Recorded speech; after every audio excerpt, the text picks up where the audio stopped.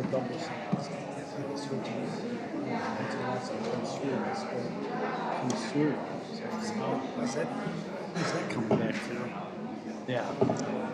Technology overload.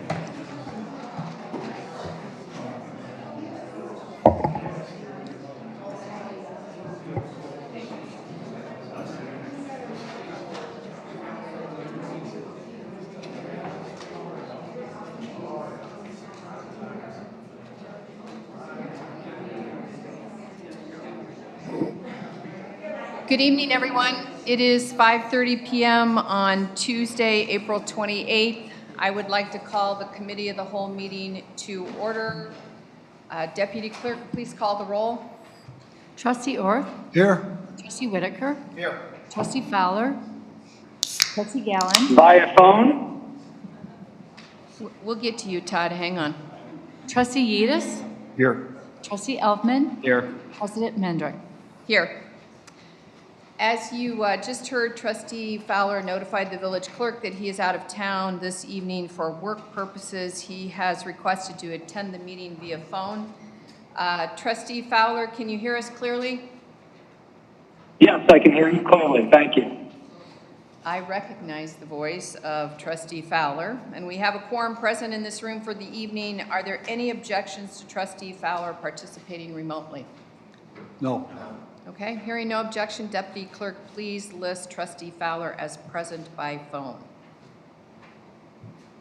Okay, the next order of business is public comment. And as I did at a previous meeting, if you are here because you would like to make comment on our second item of business, which is the initial conversation about tax incremental financing, I would ask that you hold that comment until we have all heard the presentation together and learned what the experts tell us about TIF.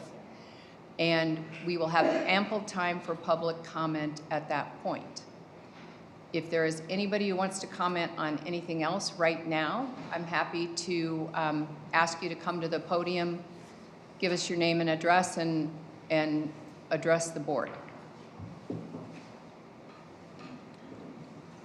Hi, Kaya Rubenstein, 315 Linder Avenue. I'm here representing the League of Women Voters right now, and just want to say we are having two very great presentations. One is Thursday, and we are having the people from Chicago Cred, young people creating real economic diversity.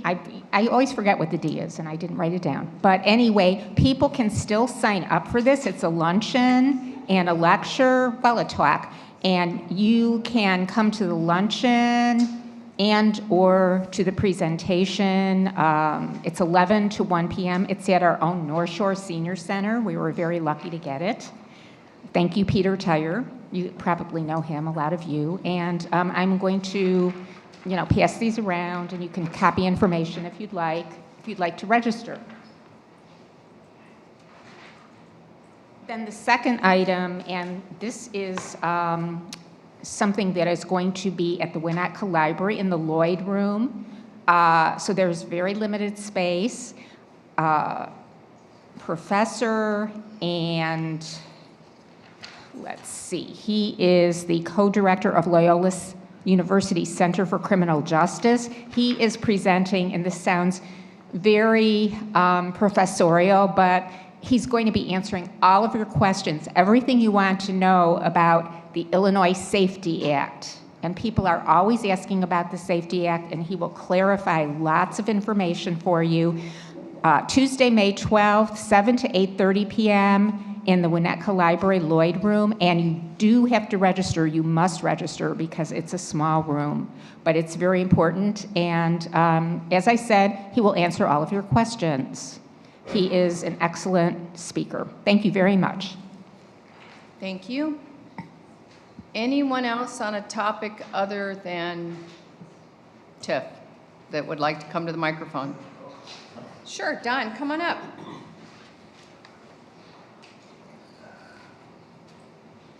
Is this thing getting closer every time? I'm going to be Don Graff, East Side.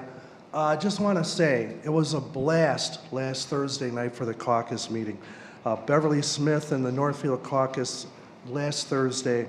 It was a terrific town hall event. Thank you. Thanks, Don. Anyone else? Okay. We got one. Oh, yes, sorry. Public speaking is not my forte, so I brought notes. Good evening, President Mendrick and members of the Village Board. My name is Jen Hull, and I reside at 245 Hap Road. I've had the privilege of being a resident in Northfield for the past 10 years. This evening, I respectfully request that the village take a proactive approach regarding the potential establishment of industrial gaming facilities, casinos, and physical sportsbook venues in the village of Northfield. While there are currently no proposals under consideration, this presents an opportune moment for deliberate action rather than reactive measures. The Village of Northfield possesses the statutory authority under both the Illinois Municipal Code and the Gaming Act to regulate or restrict land uses through zoning ordinances. I urge the board to consider enacting an ordinance prohibiting these types of physical establishments in all districts within the Village of Northfield. Such an ordinance would not affect online or state-regulated gambling activities. This recommendation aligns with the key planning activities and principles of preserving Northfield's residential character, adhering to the comprehensive plan, preventing high-intensity regional uses, and promoting transparency and clarity in significant village decisions. It also reflects the no video gaming sentiment consistently expressed by community members and supports the intent of the village's existing ordinance that prohibits video gaming in the village. I respectfully request that this matter be placed on a future agenda for discussion, that the legal framework be thoroughly reviewed, and that consideration be given to adopting a proactive ordinance, possibly including a referendum to gather public input if deemed appropriate by you. Clear zoning policy supports responsible stewardship and community stability. The board, as a home rule municipality, especially now as it considers establishing a TIF district, holds the responsibility for working in good faith in shaping Northfield's future. I urge you to act before any proposals arise by adopting an ordinance that prohibits these uses. Northfield has long been thought of as a family-oriented community, often described as the quote-unquote comfortable corner of the North Shore. Please, let's all do our part to ensure that it remains that way. This is planning ahead. It's forward thinking, not reacting later. Thank you for your time and consideration. Thank you.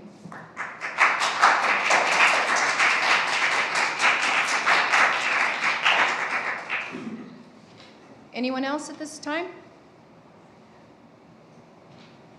Okay. The next item on our agenda is the approval of the minutes from the March 24th, 2016 meeting. May I have a motion and a second to approve the minutes? Motion to approve. Second. Are there any comments or requested changes from the committee? No? All in favor? Aye. Opposed? Okay, that motion carries unanimously. On to the next item on the agenda, which are the library concepts. This is an exciting day for Northfield, and we hope you are as excited as we are to review the plans. Just to give you a little background, we are working cooperatively with the library district. We have been exploring options to expand the available space for the library since they have outgrown their current space. We engaged White & Company to develop 3 concepts for the expansion, and the team is here tonight to show us their work.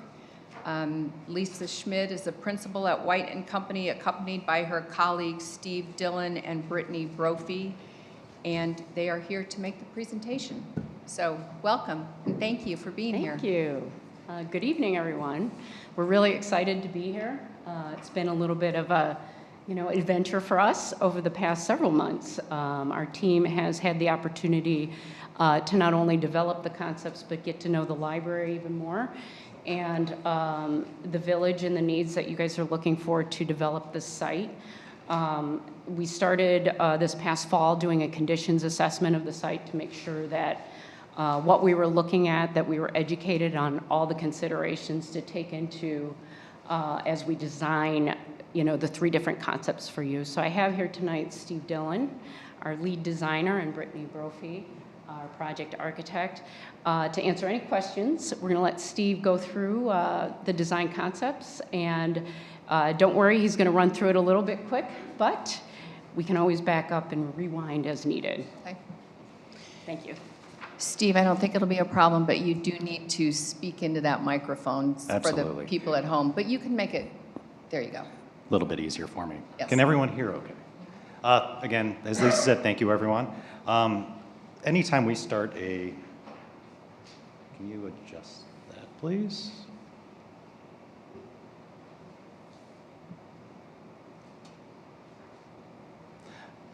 Anytime we start a project, we always look at the context. We're looking at Northfield as a community, also the plans that you guys have and a vision that you have set forth and trying to kind of move Northfield into the future. So one of the first things we do is we try to figure out what we know and what we can learn from you. So these are all snips from your 2040 vision plan for your community. I'm not going to read through all of this. I've been told I don't have a lot of time to talk through this. I will point out a few key features right now. One is the idea of third places within your community. You do not have a lot of community places where people can come together, where they can meet, where they can kind of hang out beyond the park systems that you have. So it was very important to us to try to figure out ways to incorporate that into your library, especially as kind of the first step for this village center district that you're setting up.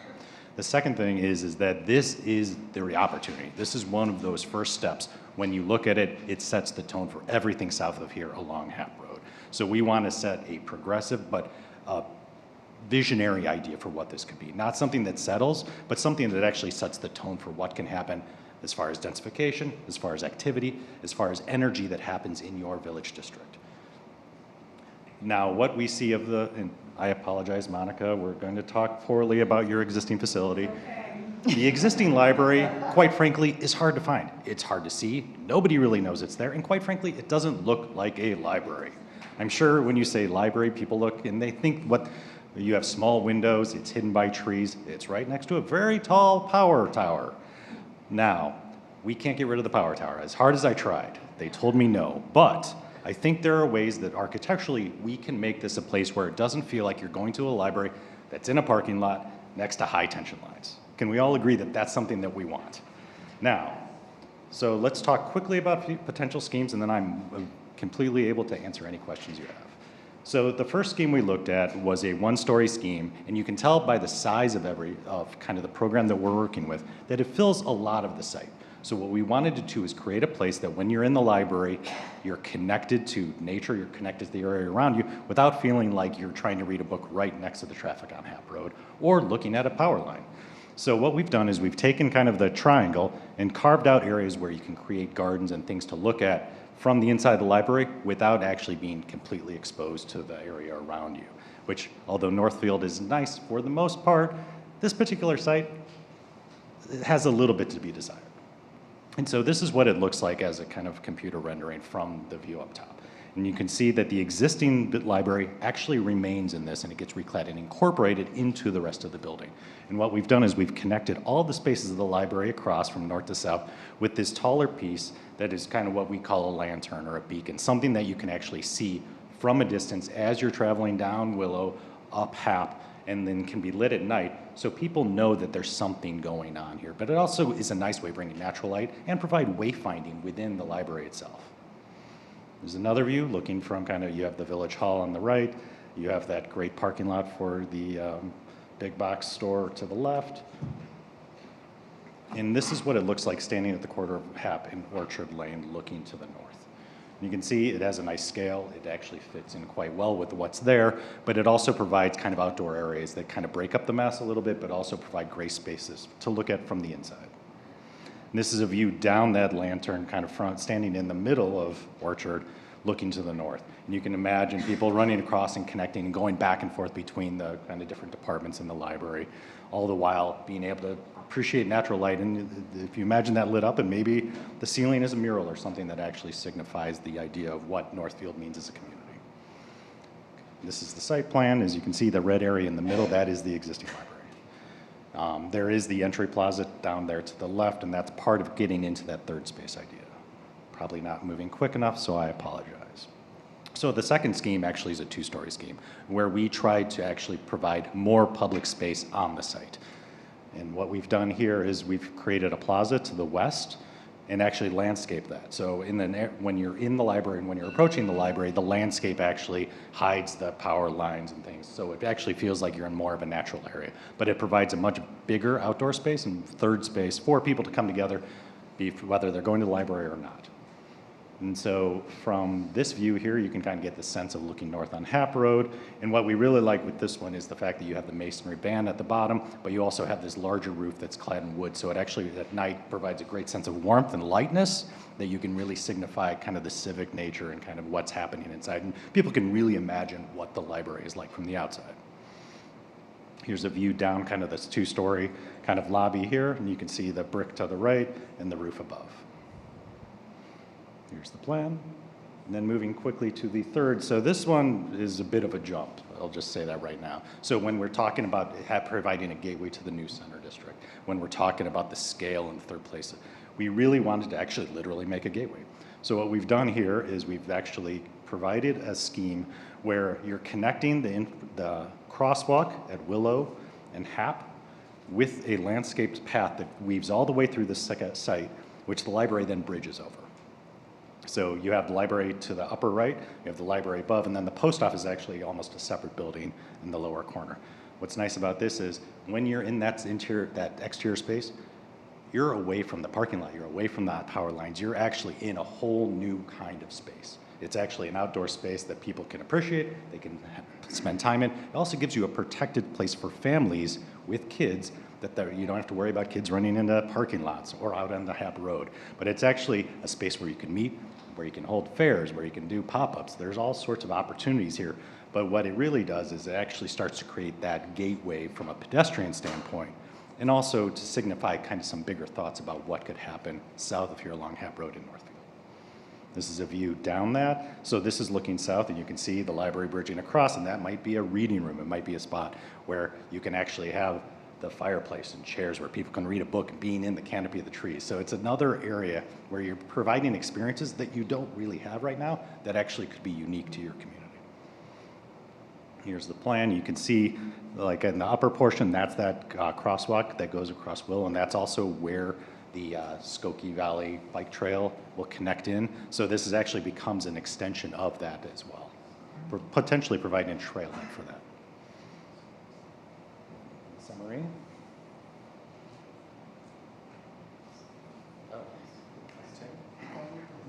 Okay, so do we have any questions? Steve did fast forward on that, so we just want to make sure. Any questions on any of the schemes so far? Because the summary is going to show us sort of the budget perspective on things. So square footage wise, they're all about the same square footage? They're all 15,000 gross. Yes, they're all the same. Okay. Yeah, just to make sure. One of the things that probably, we skipped over a little bit was the fact that part of the program is not just the library, but we're also containing or having an outpost of the post office that needs to be built into the scheme. So in each one of them, you kind of see that modification. So and we Lisa, can go back to the site plans and show you where. Lisa, would you explain what the group's looking at? That these are concepts, it's not the finish and window placement? Right, correct. So again, these are just concepts, massing diagrams. We're working with the library and the library's interior architect in the next phase that we would align their program with window placement and ensuring that the design and aesthetic of materiality speaks to each other inside and out. There's a lot more coordination that would happen in the next phase. Today, our goal is really to, select a concept that speaks to the community that we would develop into schematic design moving forward. And I think, do you want to go back to the site plan a little bit? each one of the site plans that you see, this is scheme 3, it identifies, for the audience back there, let's see if I can point. Yeah, if you want to do the clicker. Yeah, so up on the, you know, in scheme 3, the post office is located on the southwest corner, okay? So the idea with this one is the access point. As you come in, you know, there's kind of direct access to the post office here. You can also access it through this walkway, center walkway, and into the library, out to the post office. So there's several points of access. However, parking would be more direct to the post office, closer on the south side of the site.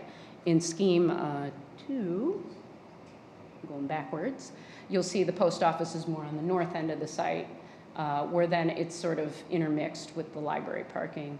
In scheme 1, you go back, it is a completely separate building, okay?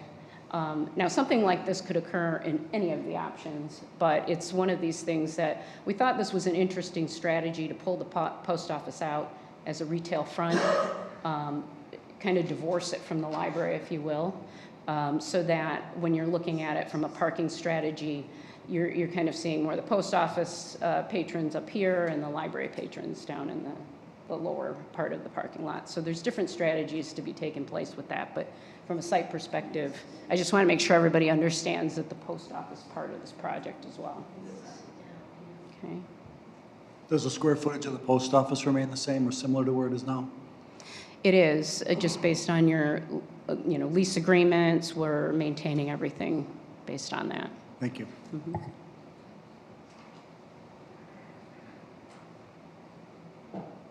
Okay.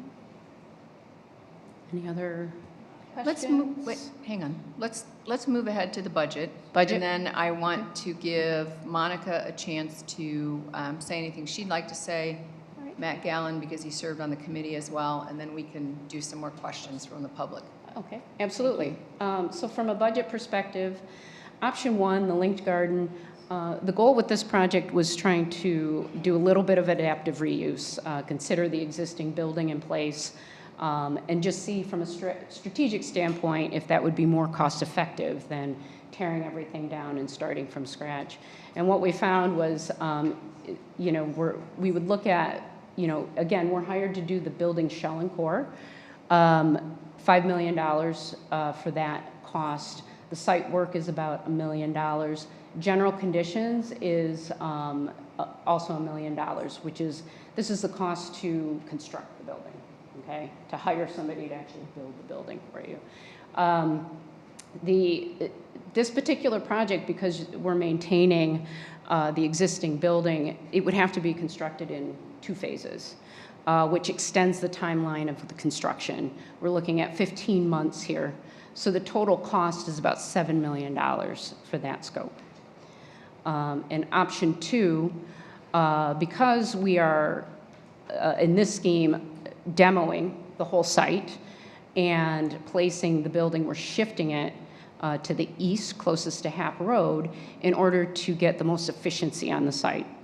Compact building and just do 2 stories so that you can get that visibility that we were looking for, creating sort of this beacon in the downtown gateway. So with this, the shell and core is about $5 million.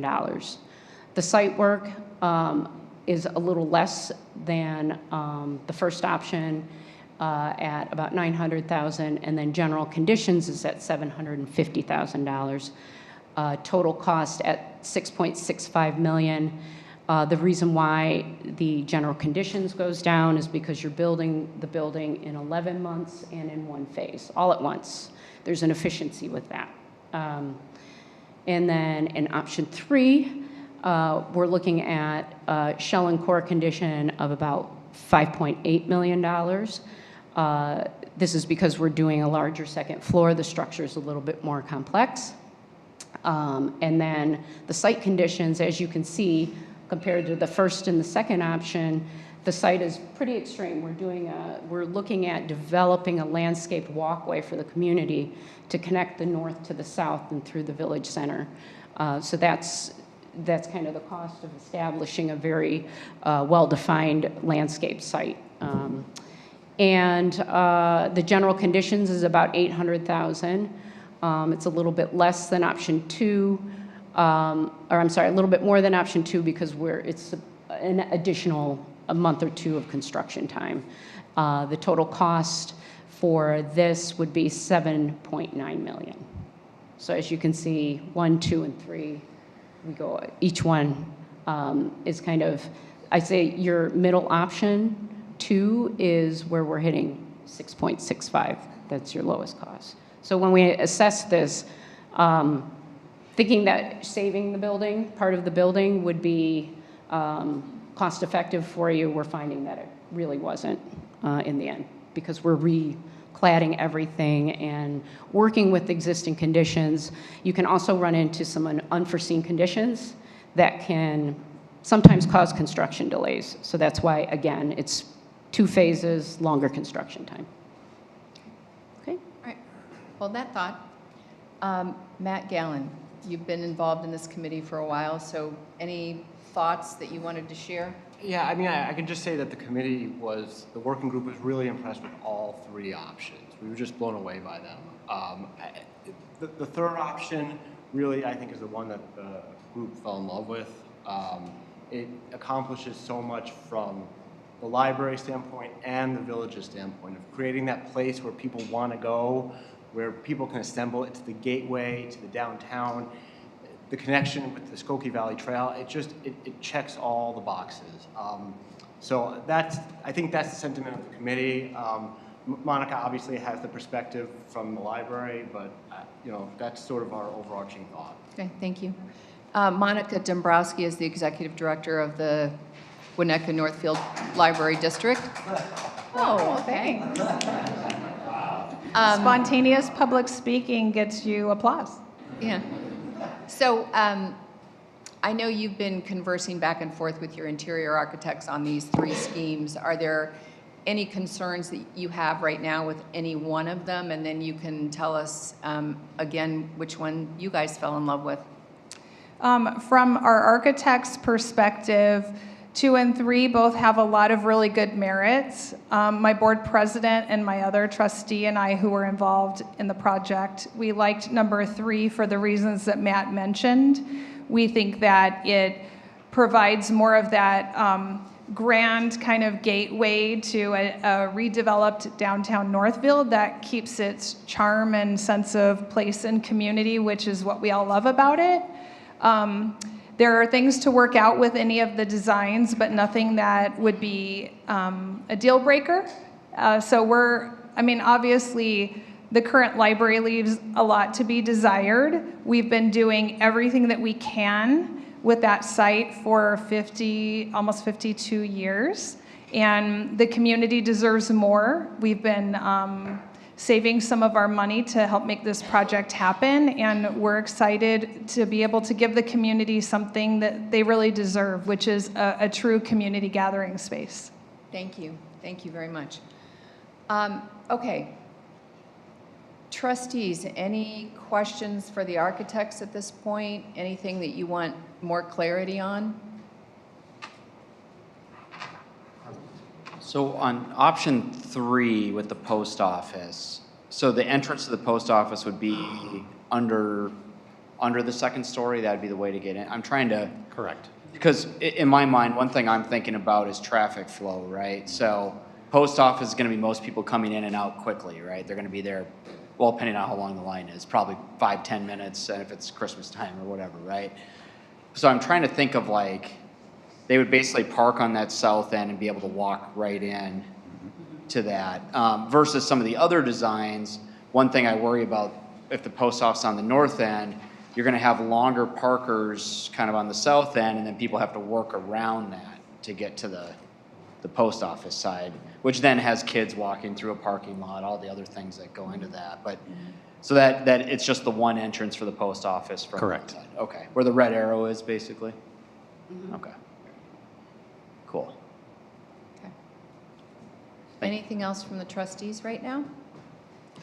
Okay, would anybody from the public like to comment or ask a few questions before we move on to the next topic? feel free to applaud as well. That's acceptable right now. Ma'am, I'm sorry, can you come to the microphone and tell us your name and address so everybody at home can also hear? My name is Margaret Farney. I live at 845 Hap Road in Northfield. I've lived there for 50 years. So I have been a library patron for all those 50 years, as my children have. And while I agree that the library does need to be expanded, this is not the option that I would have chosen. I definitely do not like where the post office is placed. I think my preferred is either 1 or 2. My concern about 2 is because we are demolishing the existing library, we will lose our access to the library for that entire time. My other concern is, are all of these options, including access for handicapped people, wheelchair-bound people, people like me who are, 80 years old and getting older, and I plan to stay in my house till I die. So, because I love Northfield and I never want to leave. But anyway, those are my concerns. I really think my preferred thing is to have the post office by itself. Because you may think most people only spend 5 or 10 minutes in the post office. That is not true. From my experience, sometimes I've waited in line for half an hour in there.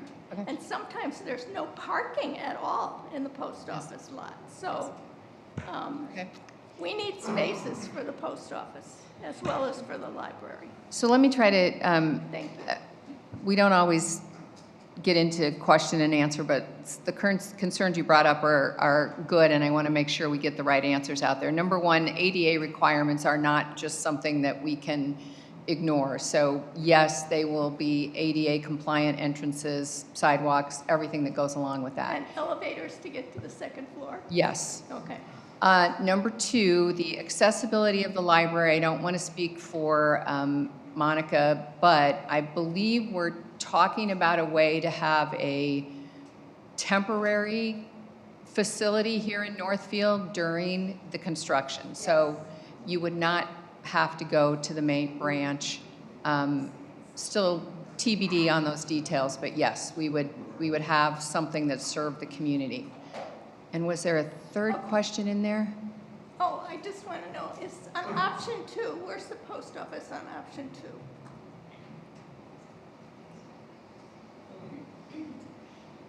Okay. On the north end. Okay. Okay. Then that's my fault. Thank you.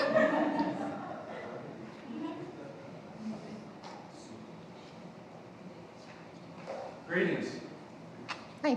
My name is Peter Wachter. I live at 1704 Harding Road. I grew up in this area. I grew up at Wagner and Winnetka Roads, and I've spent the last 30 years just off of Hap. My dad used to take the train in from this area and a helicopter from over on the hill to our old airport. When you live close to high tension or high power lines for a long period of time, unless they're humming or you're walking around with fluorescent light bulbs underneath to show off, you're unaware of them. I mean, I know that that footprint right there at that corner is kind of a dead zone. I don't know what we can do with ComEd in the way of building up, because they have to have immediate access for emergency purposes to get up on that tower. But can you show me the plan view on 3, please? The post office in its current location is just a bit south of where it was prior. The parking spaces that are just north of the electrical tower footprint are really uncomfortable to get in and out of. And I'm a real heavy library user. I'm there at least once or twice a week. And I'm in and out. I'm basically ordering and picking up. Um,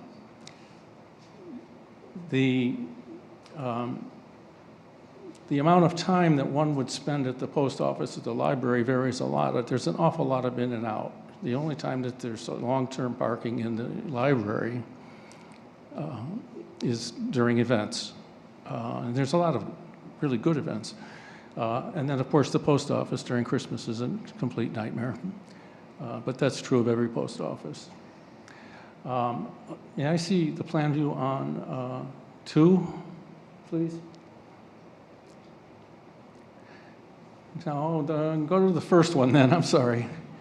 The triangle, yeah, where the post office is way up at the top by itself. That completely separates the two functions. Someone said something about having to go a distance of, I'm seeing maybe what would be 10 to 12, 15 parking spaces. You're going in, but you're separating the functions of the ingress and egress between the post office and the library. There's no crossover. On concept 3 in the plan view, what is the primary entrance for the library? Is it on the south end? Okay, so you have a fair ways to walk. You're not going in through the traditional entry, and you've got crossover between the two. I spent a lot of time in the lighting industry, so I'm looking at these concepts with natural light as a consideration. The first design has a linear atrium. It's very similar to the modern wing at the Art Institute. It establishes a really significant, to me, high-class, monumental structure that can be seen at a distance because it's so high above the building, and it penetrates all the way through the building to a view of Willow Road. And the second option, I believe, is that a mezzanine with clerestories? Okay. Either one of those would be first on my list from a lighting point of view. I know there's significant interest and favor for option 3. I see that street-facing wall as an oppressive obstruction of the view of anything there. When you're passing by there, you don't know whether you're passing by a commercial facility or something like that. There's that, one window on the small cube-shaped structure at the top, but that's not what you see as you pass by. On the other two, there's the invitation of the fact that there's so much fenestration, so many windows at street and eye level. And I better cut myself off here because I might talk about this all night. Thank you very much for listening. Thank you. Anyone else?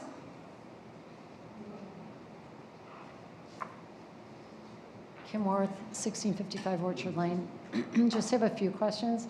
There was some emphasis on the crosswalks, but I didn't see the crosswalks on the screenshot. So can you explain a little more about the crosswalks you were referring to? Are you talking about on Willow or on Hap? We were talking specifically about the one at Willow at the intersection of here. Oh, okay, not the one. That's just off screen, unfortunately, we apologize. But knowing that any of these developments will require us to look at how to get from the south parking lot across Orchard to the post office as well. And that is part of the conversation that's happening. I think I was referring more to crossing over Hap Road. I think all of them will be looked at, obviously. Because that's an issue now that we have. I think traffic in general around there is an issue. Yes. And I think this actually is an opportunity to hopefully correct or at least make safer all of these areas. Thank you. Patrick, obviously correct me if I'm wrong. Right, we're at the stage of looking at where the building could be expanded, what the concepts are. The firm has not gotten anywhere close to starting to figure out crosswalks in the adjacent areas, because that'll come later in the planning process. I only brought it up because crosswalks were mentioned, so I just wanted to ask a question. Yeah. Secondly, there's a lot of talk about the lights on the top of it. And at a few meetings, I think maybe the architectural meetings where the lighting's discussed on the new buildings we have on Central. So my understanding is we can't have lights on after the business closes, that's an ordinance here. And there's been some confusion on that, so I'm just wondering, if we don't allow lights at night, what difference does it make if we have this lighted rooftop? Yeah, our code, our sign code prevents illuminated signs to be lit at night. Only the signs? Right. Okay. Yeah, after they're closed, after 11 p.m. Okay. And then thirdly, lastly, if we're having a temporary library, have we considered the cost to that? Do you have any idea what that would cost? Monica, are you in a position to address that at this point? Well, I think it's a little too early in the discussions, and that's definitely a library question. That is not a village question. It will be the library's responsibility to temporarily relocate their facilities. Thank you. Hi. Manny Challenger, that's probably too high for me. I live at 1870 Grove Drive, lived here a long time. I love the concepts that we're coming up with to redo the library, but I'm wondering if the village has considered moving the post office just to a different location the way Winnetka did, because it seems to me that in each of those options, the post office is just not consistent, I think, with the library and the function and the parking, and it seems like the post office just sort of gets moved into these little corners, and then it obstructs parking and viability for people to walk and for the community. And it just seems that we should be able to find another place in the village to put our post office. It's not all that big. Like even the parking lot sort of across the street that is really never full. Couldn't we just erect a new building there and just move the post office completely away from the library? Mm-hmm. About 3 years ago, the village entered into a long-term lease with the post office that doesn't give the village option to cancel. However, we've sent a letter to the post office asking about the potential for temporary and/or longer-term relocation of their facilities. I just haven't heard back yet. I think it would be great if we could move the post office and keep the library where it is, and I think then you can actually sort of redesign it, although you guys, the designs are beautiful. And I love the walkway. I just think the post office shouldn't be there. Anyone else? Okay, yes. And Monica, maybe you guys can jump in on this a little bit.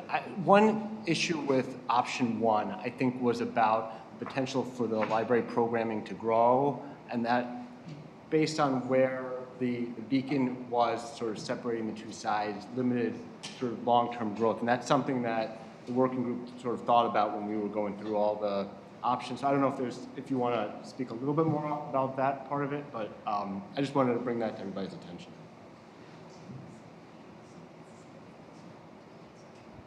One of the issues we talked about with that middle spine, if you will, is that it's very divisive in terms of library operations and could require more service points than we are able to efficiently staff with our existing resources.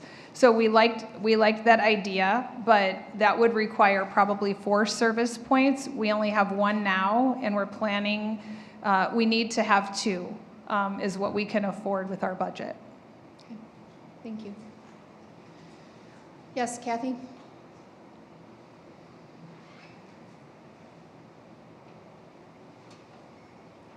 Kathy Estabrook, 1620 Mount Pleasant. How many parking spots are we losing?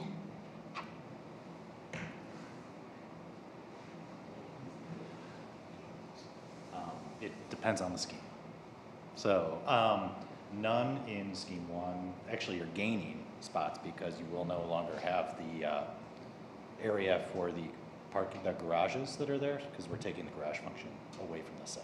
Okay. So you're actually gaining spots in 1 and 2, and then you're losing, I want to say 12 in scheme 3. We're already deficit in parking, so.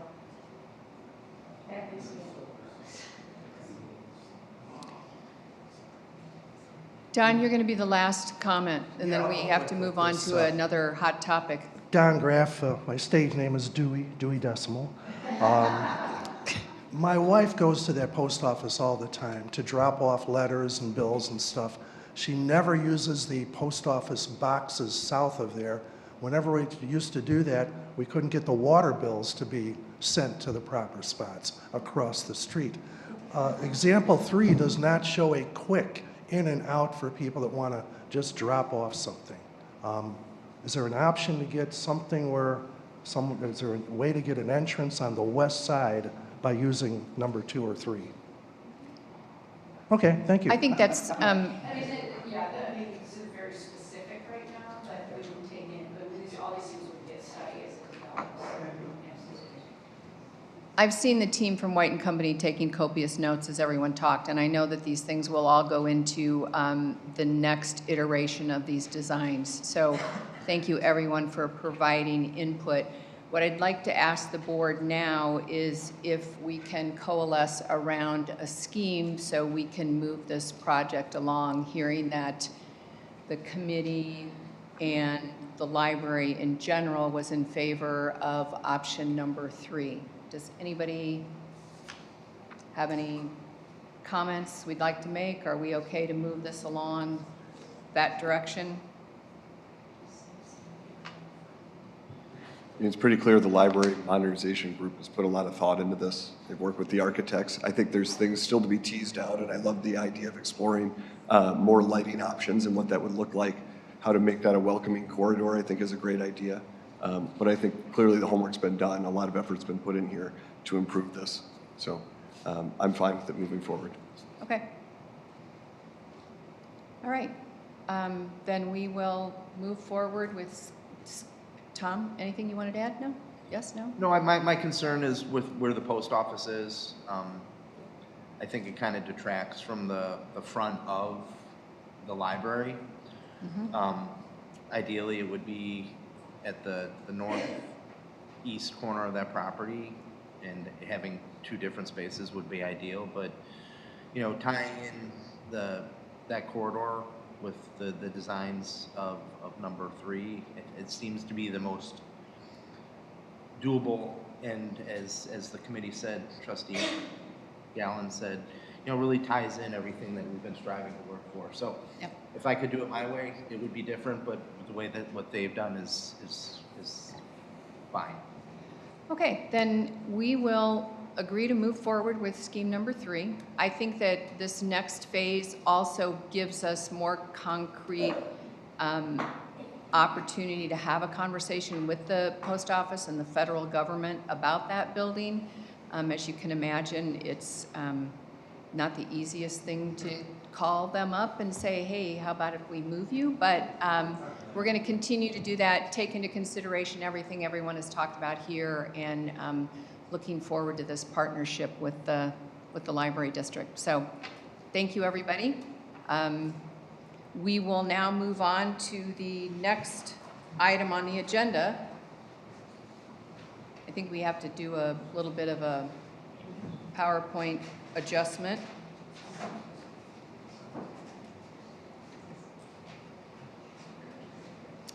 So the next item of business is the TIF eligibility analysis. I want to start by saying this is the first of several conversations we will have on this topic. This is not something that we will move along rapidly. There will be more options for public comment and more time for the board to get smart about TIF, which is what we're doing this evening too. So I think that this is an opportunity for us to have another tool in our toolkit to help with redevelopment and enhancement of our existing businesses, as well as new things coming into our central business district. So I would like to turn it over to Caitlin Johnson, who is the Senior Vice President at SB Friedman, and ask her to walk us through this detailed presentation. And as I'm looking in the room, I do not see Caitlin, unless no one behind, I can't see who's behind Alicia. So I would assume you would have stood up by now if your name was Caitlin.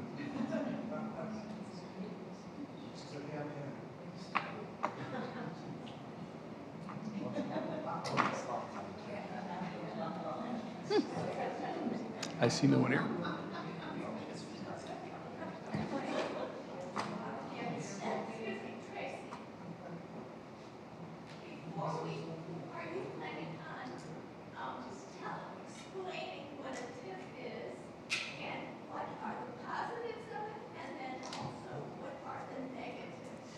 So if your name is Caitlin, that would have been your job tonight. So, Do you have a resume with you by chance?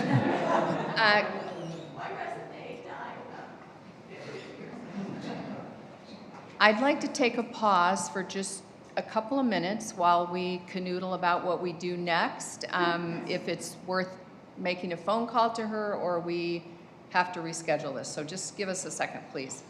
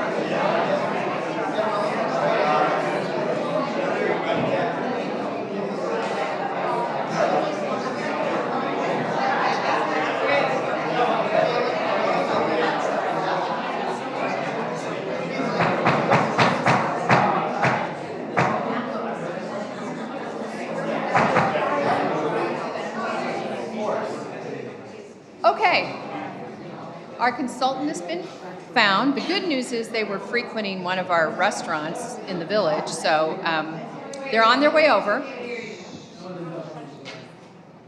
Okay, the good news is the consultant has been found. They're on their way over. They were frequenting a restaurant in the village, so that's good news. But while we are waiting for them to arrive, we're going to skip to the Hap Road update. So I would like Patrick to, I'd like Patrick to give an update on a couple of things that have happened since we last met here and got the report from the committee. Thank you. We've been kind of active in this area since the committee first gave their report. So we've had a meeting with Cook County, including Commissioner Britton, and representatives of the Cook County Department of Transportation, both their superintendent and deputy superintendent, to talk about where we have been. And in advance of that meeting, we gave them a copy of the Hap Road Committee report and asked them to review it to be ready to discuss it. I would say it was a good meeting. During the meeting, they confirmed that they received the president's request to lower the speed limit. They talked about the process by which they conduct that analysis and that they will look at it for us based on that request. Additionally, we talked about potential next steps to move the project forward. Commissioner Britton indicated that there is money that continues to be allocated in the budget to help with this project, but a portion of those funds are related to funds the county owes the village for reimbursement that haven't been requested yet. So this remains active with them. They also acknowledge that their budget uses the R word, which is a triggering point for some people, but it is not that they intend to do that. It's just that that was the name in the county project budget, and they've continued that through. They will do their best to remember to amend it in a future budget as this project continues moving forward. Right. But overall, I'd say the meeting was very positive. They expressed a strong desire to continue working with us and stand ready to participate as we move this project forward.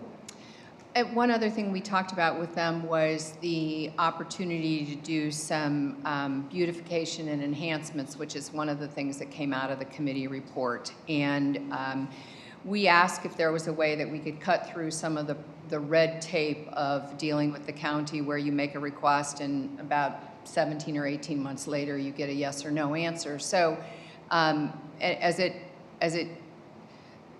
the example I gave was some decorative street lighting, some of the other things, benches, perhaps some other vegetation along Hap Road. They did say that they would work with us to expedite any requests that we made like that from a permitting perspective, and really work hard to get those things done quickly for us. So that meeting was on April 21st. That was the first time that we were able to get Commissioner Britton and everyone together for that meeting that Patrick and I attended. So we are now taking a look again at the Hap Road Committee's report and prioritizing things that we think we could begin to pick off of that list and ask the county to work on permitting with us. So that's, in totality, what we can tell you. It will be back on the agenda every month, in my view, so that we can continue to keep the public informed as things move along. So that is the update there. Okay. Caitlin? Still not here. Okay. Melissa, would you step outside and make sure they're not long?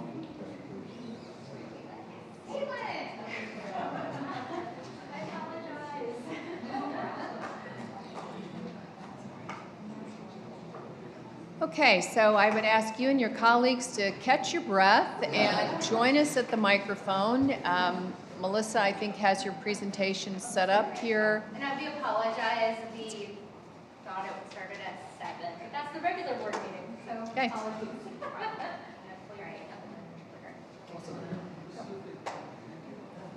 All right, so I will restart this. We're going to be maybe a little bit short on the amount of time we have to cover this topic. However, the first part of this presentation is, I believe, a TIF 101 conversation, correct? Okay, great.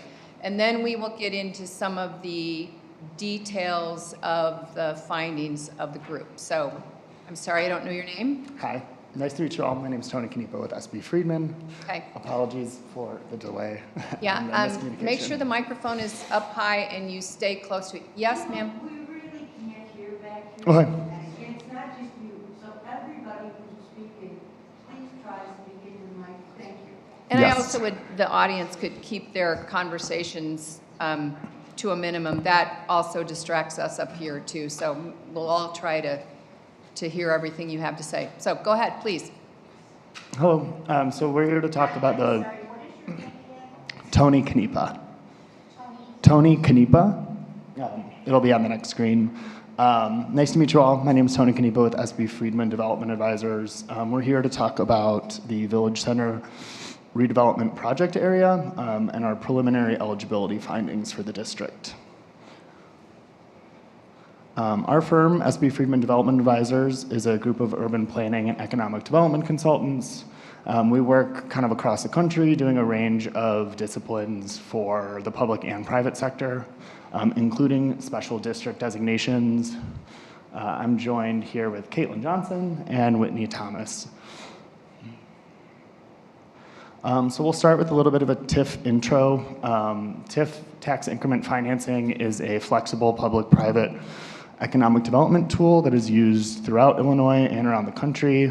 It's a tool that's controlled by your local government and allows you to foster high-quality redevelopment projects and economic development initiatives.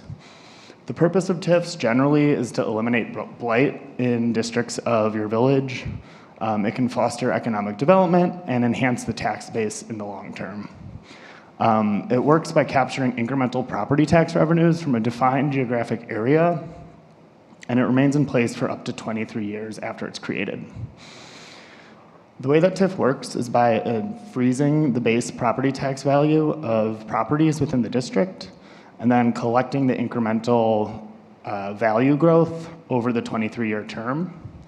That incremental growth is used to fund public projects. It can also be used to reimburse developers via grants or rebates, and can also be used to pledge support to any bond debt. It's important to note that this does not raise taxes on existing properties within the district. It just captures the incremental growth from any development that occurs within the area over that 23-year term. The funds that are collected through TIF can be used for a range of things. It can be reimbursed for certain development costs, including demolition, environmental remediation, stormwater detention.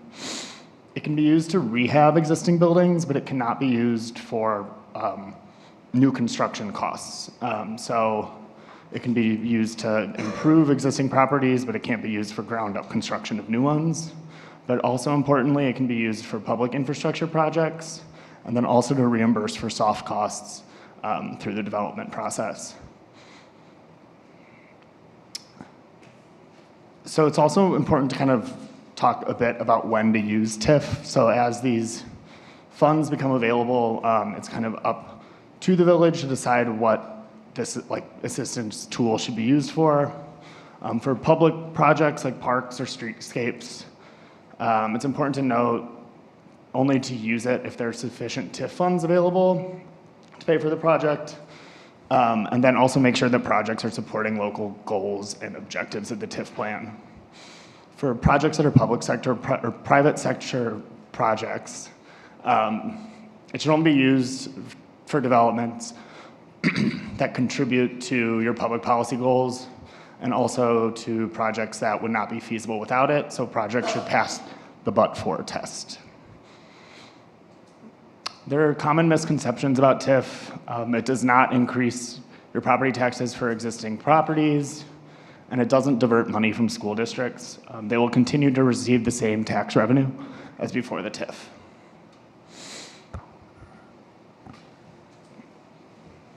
So now we'll talk a little bit about eligibility of the Village Center District.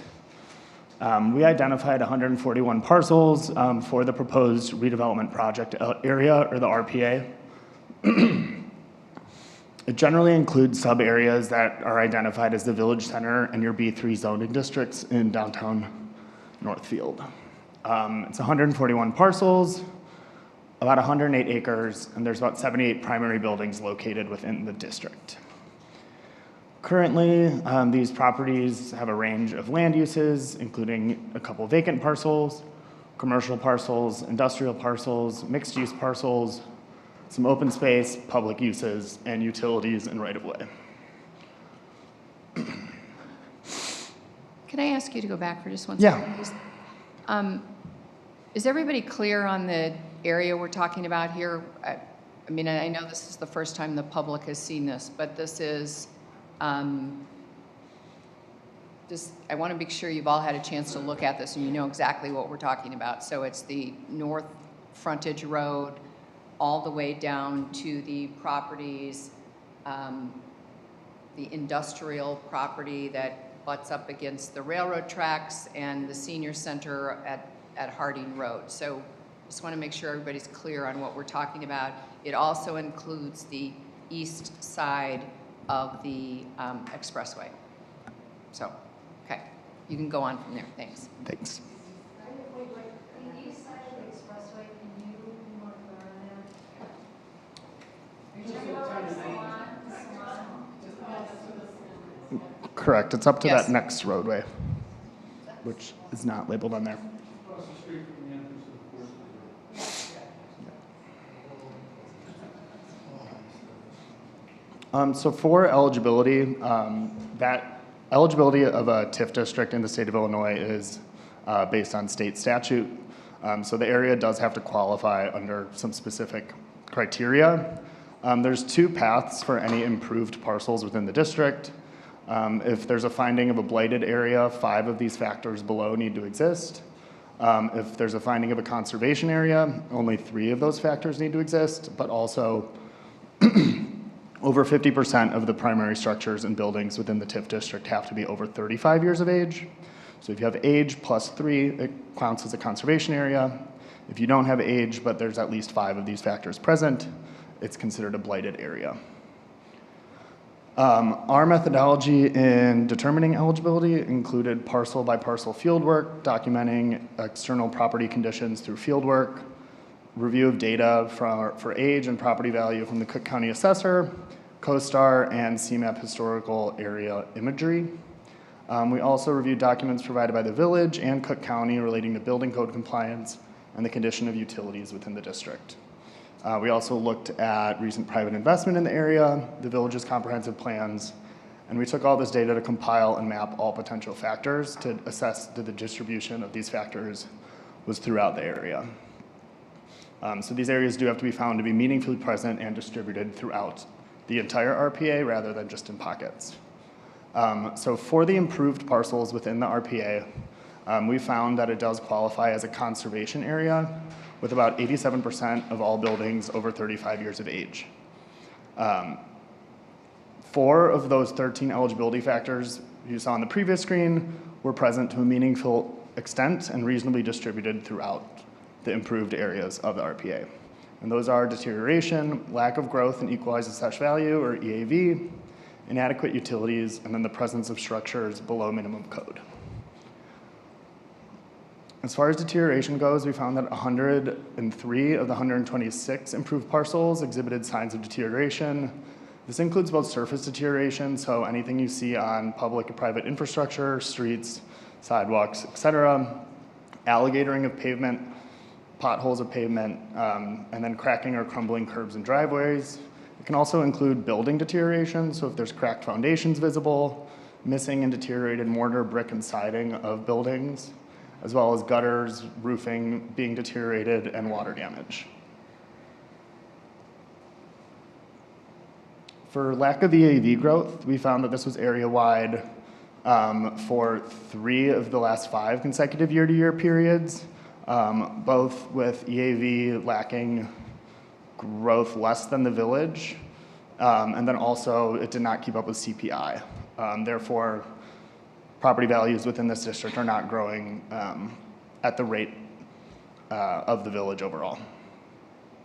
This was also found to be area-wide and meaningfully present as it's aggregated for the whole district. As far as inadequate utilities go, we found that 106 of the 126 improved parcels were served by at least one utility, which was inadequate to support modern development standards. That includes issues with water mains in certain sizes that are in certain areas that are inadequately sized, needing replacement or having a history of breaking. There's also some areas with sanitary sewers that need rehabilitation, and then some areas with storm sewers that are in disrepair, needing replacement. There were also areas where there was wholly inadequate storm sewer, so as a result of that, there's been chronic flooding, and this was found to be meaningfully present and distributed throughout the RPA. For structures below minimum code, the village currently uses 2021 International Building Code and Fire Code. We've found that 65 of the primary structures, 83%, were built prior to 2021 and have not undergone significant renovations predating current codes. So they're likely grandfathered in and not in direct violation, however, would not be considered up to modern development standards. And that can reduce the overall competitiveness and economic viability of the area, and this was found to be present throughout the RPA. There are some vacant parcels within the district, so eligibility for vacant parcels is different. Often there's either the two-factor test where 2 of the 6 factors on the left side of the screen need to be present, or the one-factor test, so 1 of the 6 on the right-hand side of the screen would have to be found present. We found that the vacant parcels within the RPA lacked EAV growth over the 4 of the last 5 year-to-year periods, and this was found to be meaningfully distributed. And we also found that due to the vacant parcels adjacencies to deteriorated parcels, that it would qualify as a 2-factor vacant redevelopment project area. The parcels are kind of surrounded by parcels that experience deterioration that we witnessed during field work. So therefore, the vacant sections of the RPA also qualify. There's also required tests and findings in determining TIF eligibility based on state statute. Lack of growth from private investment. We have not seen growth in development through private investment in the RPA. That's demonstrated by a lack of new building permits as well as lagging EAV growth. We found that development would not happen but for intervention of a TIF district. The parcels must be contiguous, and they are in this case.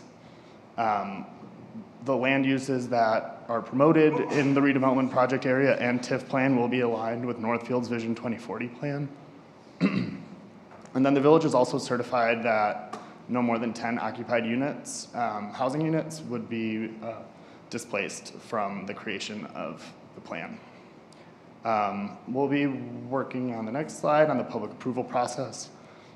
So if this does move forward, there is kind of a rigorous public approval process to get a TIF plan approved, and that all kind of comes back to another public hearing, a joint review board meeting, and then the village board would vote on it ultimately before it would be passed. And that is all from us. You can take any questions or go back to any slides. Can I just make a comment? Since this is impossible to read, the maps, the scale of the maps, you need magnifying glass to straight up next to it. Can you explain what you're talking about by street? The east, for instance, the east side of Central north of Will. Can you explain it so we can understand it? Yeah, we'll go back to some of these that are maps. Is it easier for you to do? What EAV and RPA stand? Yeah, apologies for that. The redevelopment project area would be the whole area you see on the map. So the TIF district is called the redevelopment project area. So when we say RPA, we mean the entire area surrounded in orange on this map. EAV is your equalized assessed value. That is what your property tax bill is based on. So your equalized assessed value of your property by your tax rate is what your tax bill is. Okay, I'm going to ask Patrick to give the geographic answer that we're looking for Yeah, that'd be here great. so that everybody understands the area that has been reviewed and contemplated. it is within the board's purview to set the boundaries of a TIF district. Just because they recommend it doesn't mean that that is necessarily how we would move forward, but to just give you an understanding of what that map says. And I will also say this will be on our website, and there will be additional information about TIF in a tab on our website, I hope by the end of the week, but you'll be able to review this more closely. So, Patrick, take it away. Thank you. And sorry, I don't have a laser pointer, but if I'm going to start at the top of the screen in the yellow you see, that northernmost point, that's approximately the Willow Hill Business District, or excuse me, office complex along, thank you, Melissa, along Frontage Road.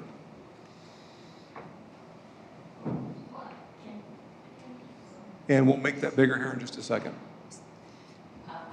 Can, Tony, would you mind? Thanks. Too tall. So starting at the top, that is approximately into the parcel where Willow Hill is. And you'll see some of these lines look like they move oddly. It's because generally when you set up lines for a redevelopment area, you use the parcels. So you never split between buildings. You always follow the parcel line. So that's why you see some kind of odd movements here. It gets a little interesting through the ComEd right away, because ComEd and Union Pacific may have one parcel that goes for miles and miles up the road. But generally, we start there and work our way south. Here, you see Central Avenue running north-south, almost in a straight line. Excuse me. Sure. We're just the estimate, we don't know what Willow Hill is. So can you give us specific streets? 500 frontage roads. Yeah, unfortunately, I don't have that address for the Willow Hill complex. 500. Thank you. So 500 Northfield Road, excuse me, Frontage Road. Working south to Central Avenue, you see in here, when you think of where the Phronesis Kidney Center was, the octagonal building, the west side of Central, continuing down to Willow Road and moving west. Takes in all of Central or just east of Central, east side of Central? Give me a minute and I'll keep going. So moving south along the west side of Central Avenue, over Willow Road, over to where Best Hardware is. This little hook you see here is the back side of the Best Hardware lot and is part of their parcel area. As we move to the east side of Central along Willow, think of where Starbucks is, Northfield Restaurant, moving up into, and I won't remember the name of the physical fitness center there, on the corner of Central, right where the bend is. Elite. Thank you very much. So that covers kind of the north of Willow area. So if you keep going east along Willow Road, this area where you look at where the barber shop is, the units there on the east side of Central and the... It's not making sense. Does the TIF include the west side of Central where they want to put up the 92-unit rental building? Where that is being considered is right in here, yes. So it does include the 92-unit rental building that is going to be as part of zoning on the fourth? Yes. Thank you. So moving eastbound along Willow, we talk about the units here in just the commercial area, and then going back again toward the Edens. When you look at West Frontage Road on the south side of the Edens, coming in through this area, ending at Mount Pleasant, and hooking around just into the commercial areas. We exempt the Hap Road condominium building that is not within this area, and then we'll follow the ComEd right-of-way southbound and come back across in Harding Road. On the west side of Harding, if you've been in that area where there's a number of industrial light manufacturing buildings, it's catching those areas, but no residences in that area at all. And then coming down to Winnetka and Northfield Road is what you see north and south through here, cutting through these areas basically over to the river is part of the proposed redevelopment area. Okay, so does that give everybody some clarity on the areas that we're talking about? Okay. No, I just have a question. You can set it up. You know what, I'm sorry. If we're going to do questions, you've got to come to the microphone because people won't be able to hear you. So, I know, I'm trying to I'm trying to stop that right now, so. My question is, Kaya Rubenstein, 315 Linder Avenue. My question is, you were talking about by the barber shop. Are you talking about that whole area, Louis Barber Shop and that Cleaners? And you're looking at 5-Star Auto? All those commercial buildings in that area, yes. No residential, just commercial. So there's a possibility something would be done with them? There's a possibility, yes. At some point during the life of the TIF, the purpose of the TIF district is to set up a redevelopment plan, a concept area where we're trying to improve those areas. Parcels within this boundary are eligible to receive funding to help make their area better for improvements, reconstruction, redevelopment, the investment in village infrastructure, sidewalks, streetlights. If it's outside the boundary, generally we can't invest funds to help make that area better. Oh, okay, I got you. Thank you. Thank you. Okay, so let's just move to public comment, why don't we? And everybody can share their thoughts, and the trustees can all hear what you have to say, and then we'll contemplate things from there. So, Sue, go ahead. Thank you. Sue Kelly, 1642 Orchard on the east side. You said something about 10% or 10 housing units would be... No more than 10 occupied units. Now, you guys got to do the same thing. No more than 10 occupied units would be taken? Yes, the act requires that the village would certify that no displacement would occur. The threshold set by the Illinois TIF Act is 10 occupied units, so that's kind of standard language that is included within the TIF plan, but it is not intended that any units would be displaced. So where in this TIF area are those houses that could be taken? Are they on Harding? Like, when they're talking about that, are they on? There's some mixed-use buildings with residential apartments above it. So we know that there's less than 10 residential units kind of scattered throughout here. On the east side, and I don't have it off the top of my head, but on the east side of the highway, it appears that there's some residential units above them. And then where the fabric shop, right? Up there's some residential units above there. The commercial building across the street as well has units above it. So we know for sure that there are less than 10 residential units within the RPA based on this current boundary. I'll just say displacing Northfield residents I'm really against that.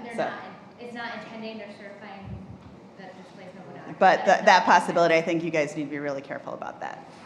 I will say that that is up to the building owner to decide if they wanted to do something with their building that would displace a resident. That is not something that the Village of Northfield would come in and do. So both examples that you gave, the owner of the building would need to make a conscious decision that they wanted to change the building that was there for whatever reason, and that would be their decision to make a change in having an apartment above a first floor unit. So to be clear, this is nothing that the village is going to do to take residents away, housing away from residents, excuse me. Okay. Why don't I suggest that you all have a seat up here at the table with us, and make sure your microphones are on, and then maybe we can facilitate the Q&A a little bit easier if there are more That way you things. can still see the screen without us in front of you. Okay, so who's next? Hi, I'm Jenny Damon. I am a District 29 school board member, but I want to be clear that I'm up here talking as a resident. I live at 5 Country Lane, and the reason why I'm up here talking as a resident and not a school board member is that the school board only found out about this, the District 29 school board only found out about this yesterday.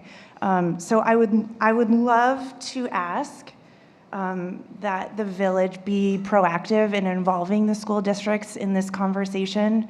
And so I would ask that the at least District 29, and I'm sure the other school districts in the area affected would love a seat at the table as these discussions go on, a proactive seat at the table.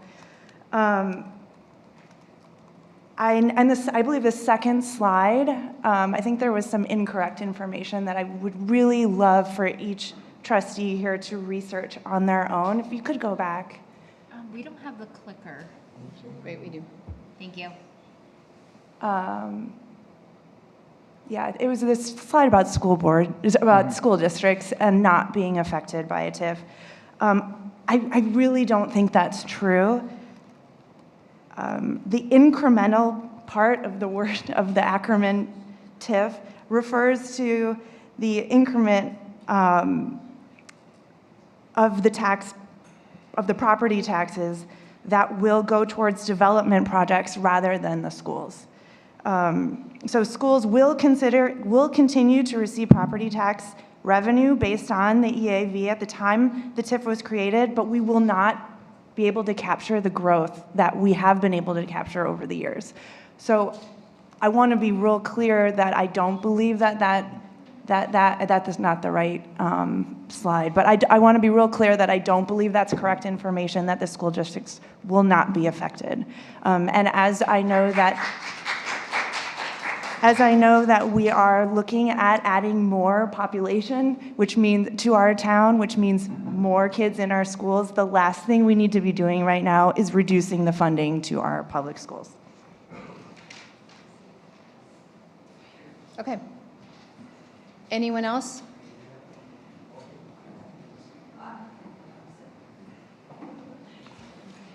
Hi, Don Graffigan. I got a question for you. Have you researched what's going on in Glenview and Highland Park with some of their TIF things that have been going on? I'm talking specifically about Jackman and Company, Foxtail, Glenview restaurants. These places have received over $1 million in funding for improvements. Are we talking about that at all for this village? Are we talking smaller stuff like fixing windows, improving sidewalks, stuff like that? At this point, no specific projects are being discussed. This process is simply setting up an economic development tool that can be used to support future projects. Are you familiar with the Glenview and the Highland Park stuff that's going on? Those specific projects I'm not very aware of, but I'm happy to learn more if you Okay. provide Yeah, it was just a concern that over $2 million to one of these restaurants on a low interest and possibly not even paying them back. We can't afford that. Thank you. Don, just to give you some clarity, their research was just to determine whether or not we're eligible. As if the board decides to move this forward, they'll be doing more analysis. But I am familiar with some of those other projects. At the end of the day, it's up to the individual village board to decide whether the investment of funds from a TIF district are something that the community will get value from and they think is a wise expenditure. We are not at that point yet, and we're also not at that level. So if you can picture this village board giving $2 million to bring a restaurant in, be concerned. If you think this board is not going to do anything like that, don't worry. It'll be okay.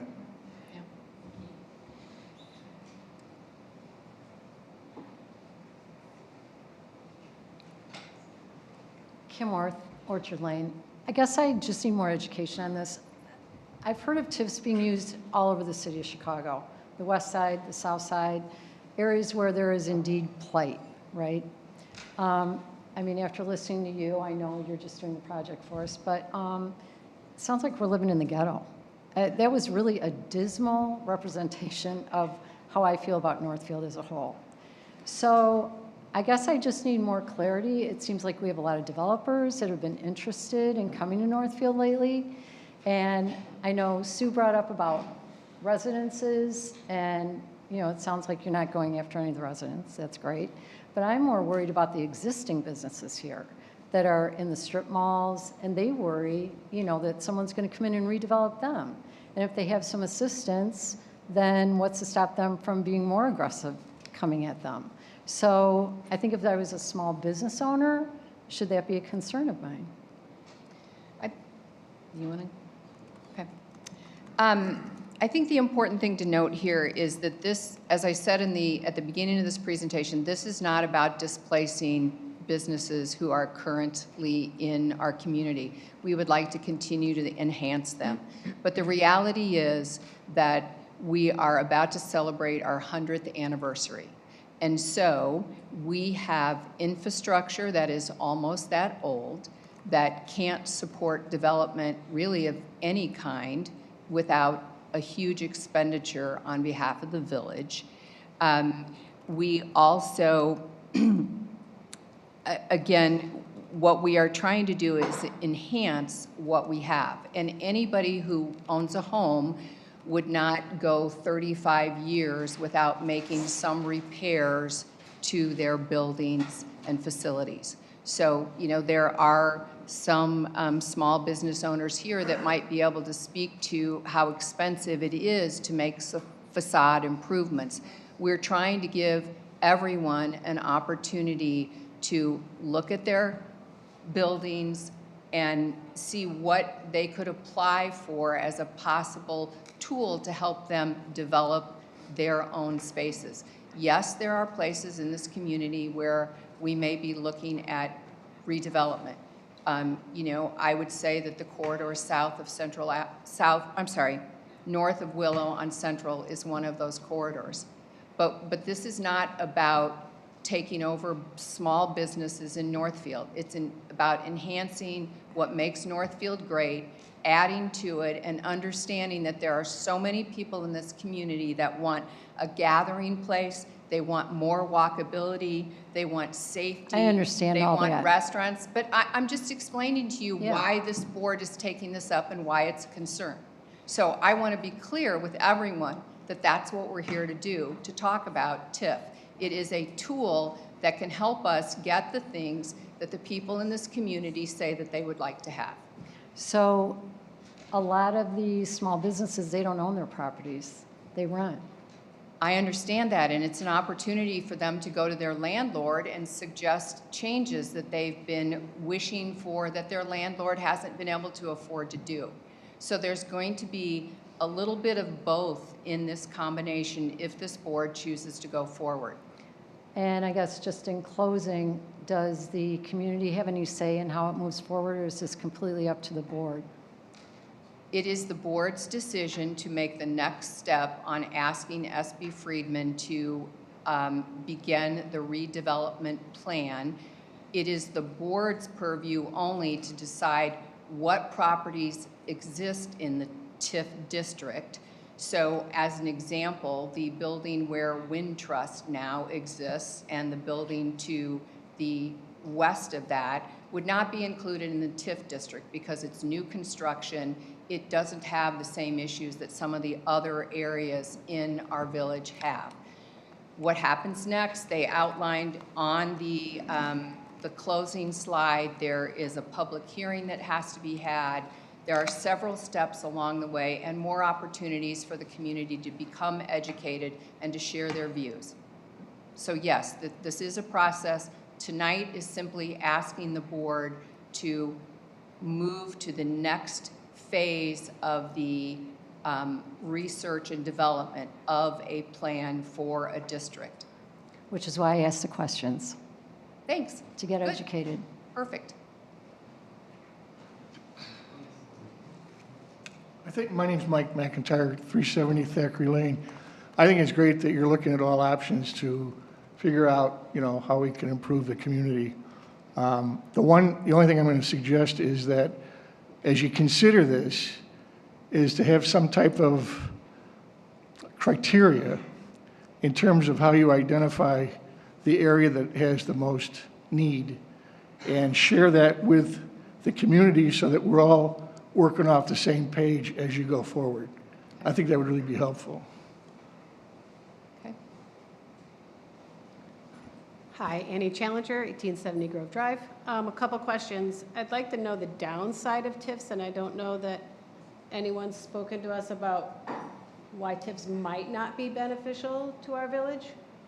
And then I'm also, if we're talking about trying to make our village better and include restaurants and make it more walkable and friendly, why are we considering putting a big rental building next to Chase Bank. It seems to me that putting a rental building and having people move in isn't necessarily what the village wants. The village, if we're talking about making the village more friendly and having places to hang out, then I think we're talking about putting in something more like restaurants or businesses that would, small businesses that we could support in our village as opposed to putting in a big apartment building. Doesn't make sense. Okay. So first of all, the unit, the Riva property that we're talking about on the west side of Central is just beginning the process of permitting. They were scheduled for a May meeting. It may not be May 4th. We're considering moving it. So they have to go through the entire permitting process. But I think what a developer will tell you is that, you know, so do you have development or do you have restaurants? And a restaurateur will tell you that they need development and density to support a restaurant. A developer will tell you that they need amenities to attract tenants. So it is a bit of a balancing act between which thing it is or it isn't. So, so that's where I think we're trying to balance putting in a new construction, which I think anyone who has aging parents in this neighborhood also understands that there are very few places for residents to age in place.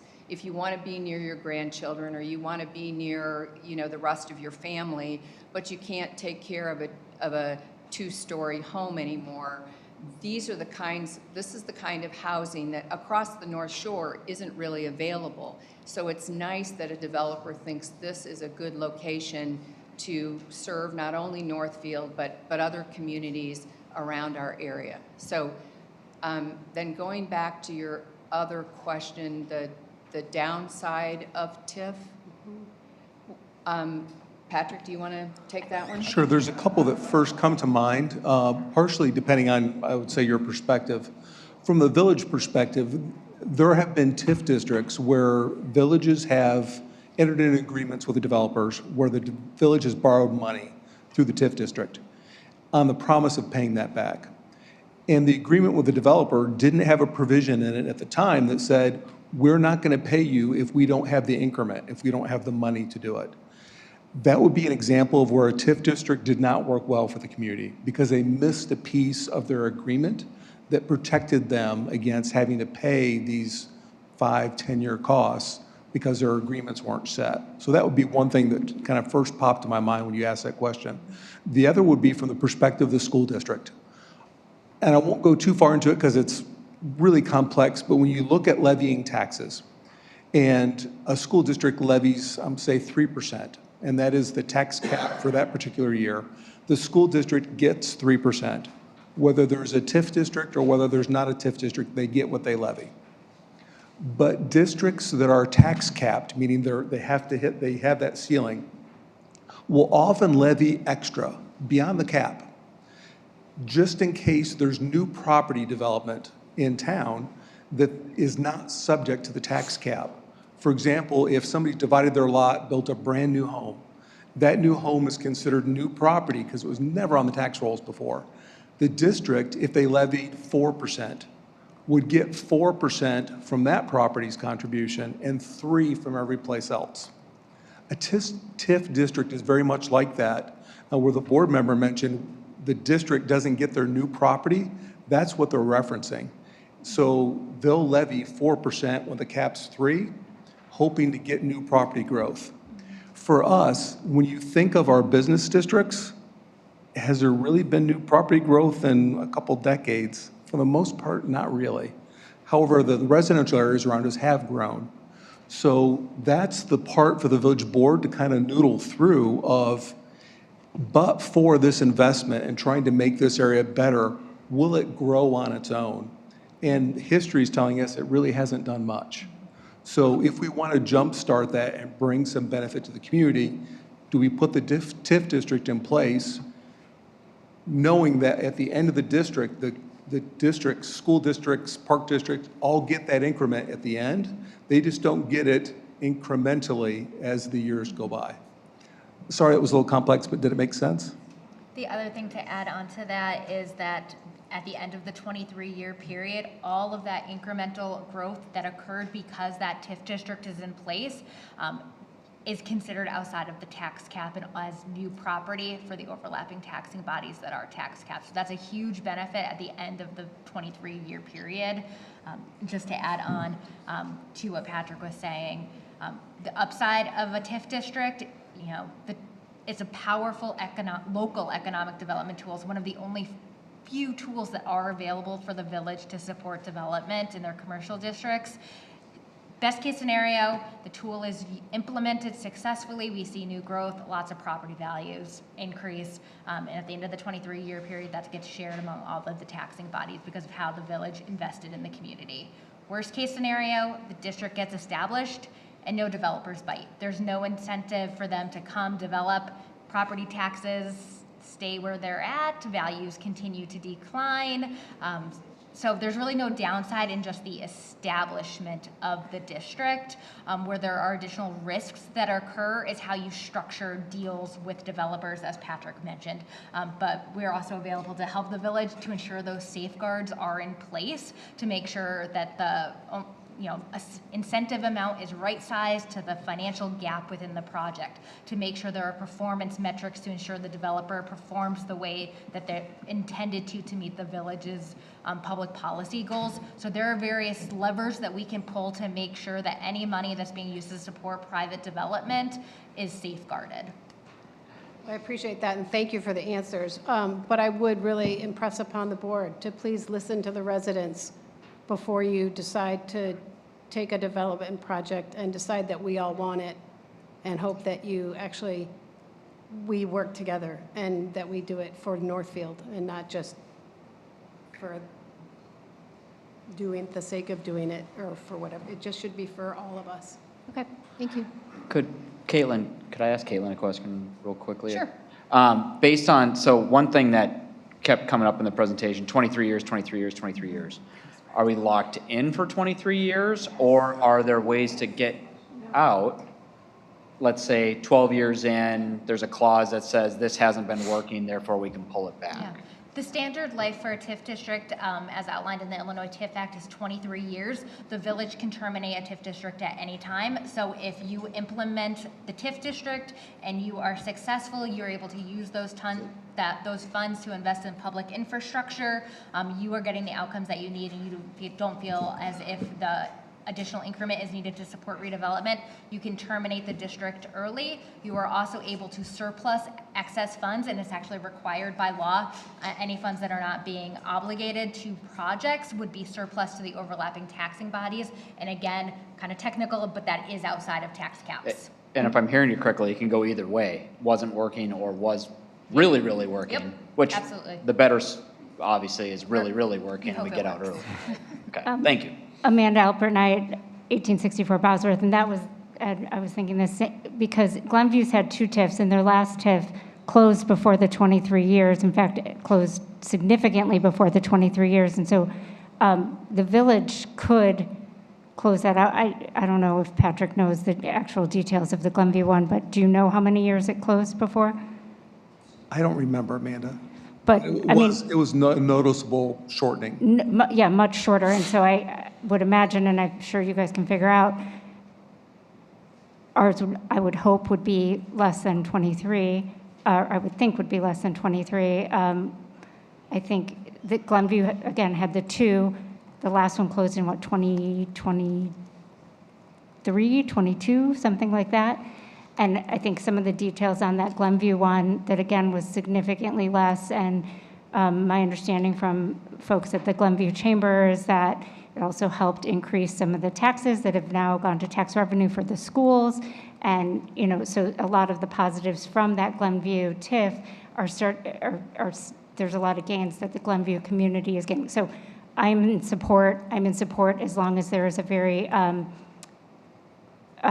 strategic way, including potentially a much shorter, because even your slide said the up to 23, and then also looking at the economic development as it would impact the community in significantly positive ways, including how the community, such as the schools, will then get, a broader tax revenue, base from it. So, thank you.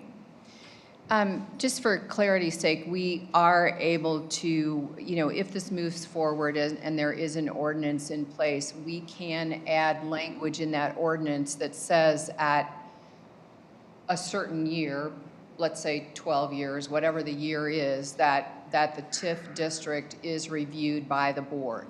Now, obviously, I think maybe none of us will be here in 12 years for that situation. Yeah, maybe. We have some lifers here, but, we can write that into the ordinance so that the community knows that they have a mechanism to ask for a review because it's what this board voted on if we continue down this path. So, wanted to clarify that. Jennifer. Oh, I'm sorry. Did you have something you wanted to add? I didn't. I think that there's a lot of hesitation because of the term TIF. And I've had some really thoughtful conversations with a couple of the school board members and their concerns. And, really, this is what's happening right now is an education for all of us. I'm not an expert on TIF. I don't think anybody sitting up here is, except for our company tonight. And really, the reoccurring concerns I see is that it's going to affect, number one, our school districts and the funding that the schools get. And the concern is we do a development that's going to add, I'm just going to 50 kids to the school district. When that TIF is in place, that TIF, the funding or the taxing does not change when enrollment grows. So that's their concern. I've also, heard the concerns that it's going to affect our public services, our police department, our fire department, and our finances that way. And I think, those are some of the greatest concerns. Sue talking about displacing residents, the rental people that are in an owner's building that are renting spaces. There's nothing that the village could do about that. But the key thing here is the education that we're getting, and no decision has been made. We're all learning, as you guys are, as our residents, to what is best. And I think the more we learn, there's going to be more opportunities for our residents to share their thoughts and their concerns. And there's positive and there's negatives. But I think that just to stress the fact that we're all sitting here tonight not to make a decision as to what's going to be the ultimate, but what direction for our consultants to go in so we can actually learn more and make educated decisions. And I feel the angst in just the word TIF, and I've heard it forever, and I share your concerns, but I also think if we can learn more and learn how it can be altered to work for us as a village, and how we can not have a negative impact on the school districts, how it's not going to have a negative impact on public services, and then how do we move forward? And I feel like I know how everybody feels right now, and I just wanted to express my thoughts because I think I am sharing those concerns as well. Okay. Thank you. Could I chime in about the school districts in light of education? One of the concerns you mentioned is about development occurring in the district and the impacts on the school districts and the loss of revenue to cover the cost to educate those children. I'm not talking, I'm talking about if you do a significant development that brings several more students into, New Trier Township, District 29 at Boca, that affects their operations significantly. And how do they get compensated to adapt to that as well? The TIF. She's going to answer that. The Illinois TIF Act does require that any projects that receive TIF assistance, there's a portion of the increment gets reimbursed back to the school districts.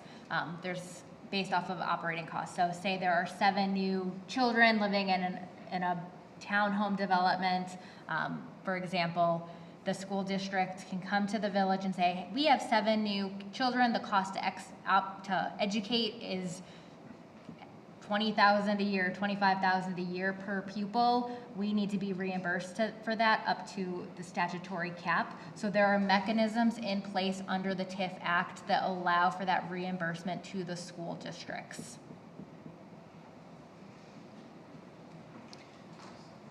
Okay, more questions?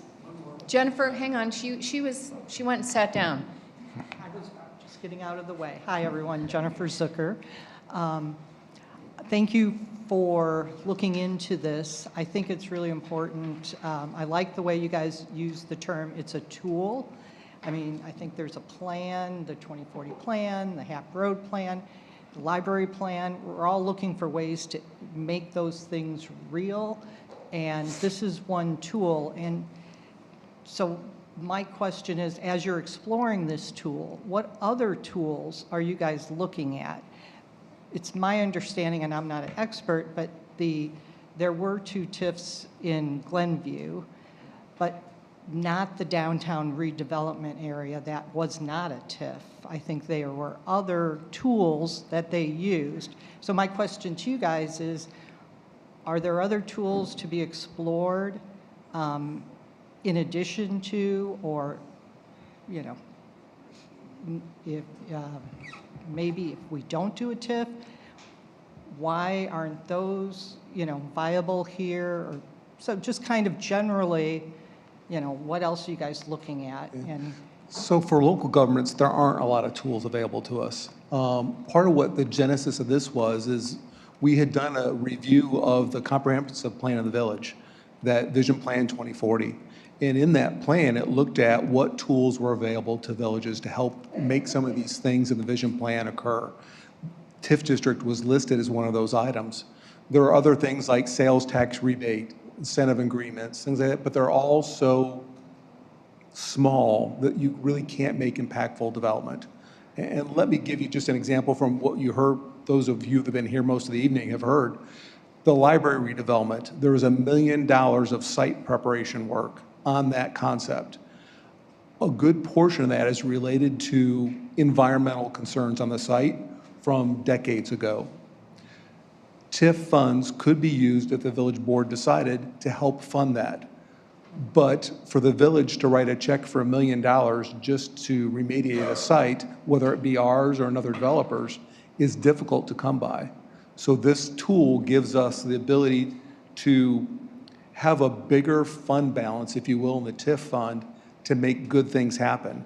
And then at a point where the village board says, you know what, we've really got the flywheel turning, so to speak, things are moving well, the board can step back and say, you know what, we're at a good spot. The TIF has served its purpose, we can end it, or they let it continue. It depends a lot on how things get started. And I can't remember, is it if the TIF, if they don't spend funds within the 7 years, the TIF is automatically dead because you didn't get enough increment, you didn't make things happen.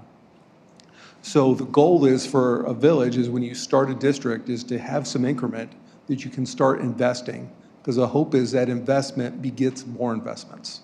And that's the overall goal of this tool. We have home rule sales tax. There's other things that the village has exercised those options. This is the last remaining kind of really strong tool for us that I'm aware of. Yeah. I'm happy to talk about some other local economic development tools if that would be helpful. But I guess the 3 district-specific tools that villages have, TIF districts, which we were talking about tonight, business development districts or business districts, that is an additional sales tax up to 1%. So many communities opt not to, charge that to their residents, visitors, et cetera. But that is another tool that can be used. And then a special service area is the 3rd local economic development geographic specific tool. And that is an additional property tax on property owners. So TIF is the one tool out of those 3 geographic specific that is not a new tax or an additional tax on either property owners or consumers in the village, which is why TIF is really preferred as the optimal local economic development tool. Okay, thank you. Sure.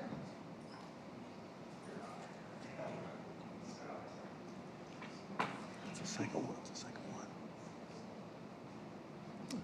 I'm Peter Wachter, and I hope I still live at 1704 Harding Road. At least one person's going to leave the room tonight a little bit confused, and I think there might be a few more. The gentleman from SB Friedman made it perfectly clear that TIF funds are not to be used for new construction. There is also the discussion about a 92-unit residential property on Central. Now, let's say they bang that out in 24 months. And at the 25th month, there's liquidity in the TIF. Would they be entitled to some money for whatever remediation? Now, my guess is a building that new would not need any remediation. But tonight, are we talking about any of this TIF money going to that project? We are not. Yeah. TIF is not an entitlement to any property owner. In order for a private individual or company or developer to receive any sort of TIF increment, they need to enter into a redevelopment agreement with the village that is carefully negotiated to make sure that there's protection of the taxpayers' dollars.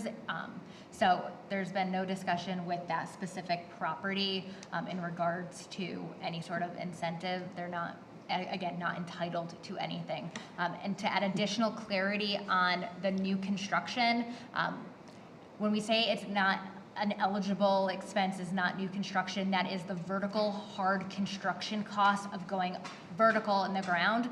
If you have a property that is going to have new construction, site prep, environmental remediation, demolition of existing buildings, those are all TIF eligible costs. It is really not just, it's the building coming out of the ground, the vertical hard construction cost of new construction that is ineligible. If the builder does all that work prior to the TIF, then they're not entitled to any reimbursement. Is that correct? A developer is never entitled to Never anything entitled. unless the village board enters an agreement and says, here's what we're going to do for you. Okay, So just entitled because to it just, petition for. they can ask for anything. Okay. But the goal, if this moves forward, is to develop an application process that goes through a vetting process through the village board with a recommendation made by a committee, including staff, elected officials, to say, we've looked at this, we've engaged a consultant, they need this money to make this happen, and board, we recommend you consider X. So there's, just because the dollars are there, doesn't mean that anybody's automatically eligible to receive them. I simply asked the question because a brand new construction's a lot different than alligator parking lots and cracked windows and electrical codes that are not being met. So thank you very much. Absolutely. Quick question. Go ahead. To that point, how do PUDs play into that?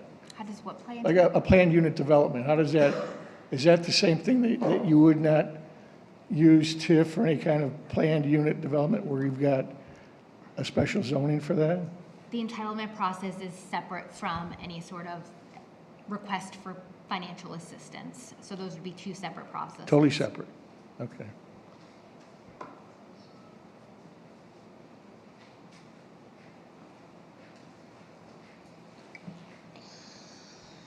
Good evening, Beverly Smith, 772 Hap Road in Northfield. I'm just a little disappointed because there was the recent survey and everyone raved about the ad hoc committee being a very success, such a great success. I don't understand why there wasn't more reaching out on this topic because in February, I believe, the consultant was hired. When was the consultant hired for the TIF? Within less than a month? I don't remember our engagement. But I mean, Yeah. there was decisions being made to hire a consultant to look at this. Did we think any more about using the members of our community or making an ad hoc committee of the taxing districts that would be affected? I'm just disappointed there wasn't more reaching out because you have access to all those emails now. A TIF district is one of the items that the Hap Road Committee had talked about at one point as, why has the village not looked at this? But I mean, there was no attempt to put something in the survey or to get more information out. I'm just saying I'm disappointed because I keep hearing the board could do this, the board could do that, but there's an obligation, it's in our platform, to consider what the majority wants while respecting the rights of all. So it just seems like there was not enough reaching out to the community. And many people are confused, I think, tonight because of that. Now, Beverly, let me just be clear about one thing. We talked about TIF when we had the very first conversation about Mariano's. What we are doing tonight is all learning about TIF as a community. So if I had reached out at this point and done any sort of survey without any educational tools for the community to reference or to come back and look at or to see the slide deck on our website, I'm not sure what kind of response we would have gotten. This is an opportunity for this board, as well as everybody in the community, to learn at the same time. We didn't even know if there were any properties in our community that were eligible for TIF. So I don't see the wisdom in sending out a survey asking residents if they wanted TIF when we didn't in fact know at that time whether any of our properties were eligible for TIF. So we are in that process now. This is one meeting of many that will continue about TIF. And if we feel the need to do a survey or to send something to our community, it will certainly be part of my president's report and the newsletter that goes out in a few days. As I said earlier, perhaps before you got here, there will be a tab on our website that collects all of the information that we've shared so far about TIF, has FAQs about common questions that the community would have. So I guess I take exception to the fact that there was a thought that we should just send out a survey before we do any education. I think it was my responsibility and this board's responsibility to have an educational tool for people to learn with us about what TIF is, because there are, as we all know, you can Google it, there's a lot of misconceptions about what TIF is. I think our experts here could attest to that. This is the educational process so that this community as a whole and this board, with the input of the community, can decide how to move forward. It just seemed to me there were statements as to when you're drawing up the district, like this was already well on the way, and there could have been something on the website about pros and cons of TIF, some educational. We didn't know if we had any properties in the village that qualified for TIF. So that seems premature, in my view, to have something on our website or to do some sort of outreach when we don't know what part of our community qualifies. Will there be some attempt to reach out to the various taxing districts and make them a part of the process? Will there be an ad hoc committee of any type? We have begun outreach to the other taxing bodies. Our village manager has spoken to several of them. I don't know if he's made phone calls at this point to all of them, but again, we did not know at the time that we began these conversations what parcels, if any, would qualify for TIF. So now that we have that information, and now that we are able to, as a board, make a decision about whether we want to go to the next step and ask our experts to give us a plan, a redevelopment plan, we will continue to reach out. Patrick has offered to come to board meetings with school districts to talk about this issue. So now that we have the results from tonight's presentation, I think that is our duty to reach out to those organizations and have more in-depth conversations. Well, I would like to see the process slowed down some, because I do think there's a lot more educational process. And as the timeline suggested, there would not be a vote on this if it continues on this path until September. All right, thank you for the clarification. Thank you.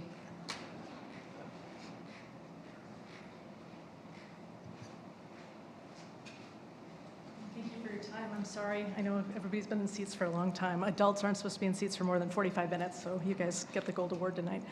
I just have two questions for the experts that they're here, and then I'm going to follow up with my questions and general comment later. Could you speak to the mic? Sorry, can you hear me? Okay. Okay, sorry, I'll slow down. It's anxiety. We mentioned the 23-year mark, and I know people have discussed about closing out 23 years faster. Glenview closed out 2 years ahead of time, and actually they've done a great website saying why they did that, and part of the reason why they did that is because the schools were actually suffering. So I highly recommend anybody taking a look at the Glenview website. They do a great layout. They used TIF for two areas. They used it for the Glen, and then they used it for the Waukegan Golf development. They did a great job. I highly recommend taking a look at it. My question to you is, we've talked about 23 years and closing it down early. Can 23 years be extended out?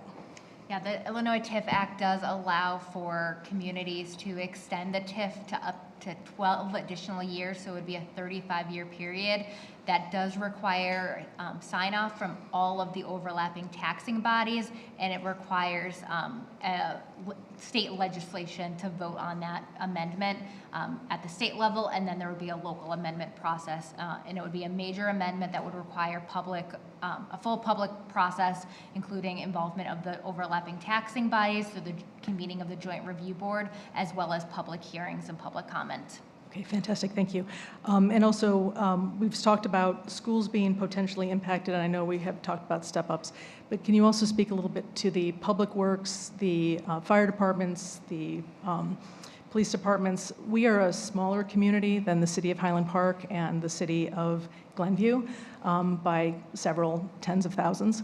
Can you please speak to how we might, as residents, be impacted in terms of our services incrementally? Yeah, TIF in itself wouldn't impact any of the fiscal considerations for the various departments in the community. But of course, any new development could trigger needs. I'm not versed on the capacity of the various departments, public works, kind of the status of infrastructure besides what we've seen in the TIF district. So I can't really speak to the specifics there, but I guess I don't often hear there being concerns about a TIF district's impacts on fiscal health. I understand, but if we're looking at higher density development with more residential, with possibly more call time for our fire, our rescue, and our police, that we might be pressed a little bit more in a smaller community than we would be in a larger community. That would be a question for a fiscal impact study. So I don't have the specific answers to that. Right, these aren't gotcha question. questions. I'm just Yeah. throwing it back to the board for something to look forward to going forward. I know that people in this community really respect our first responders and our safety. And then just very lastly, just because you are the experts, could you please explain the difference on home rule and TIFs and how that changes potentially a home rule municipality versus a non-home rule municipality with a TIF district? There's no difference between a home rule municipality and a non-home rule municipality in regards to TIF.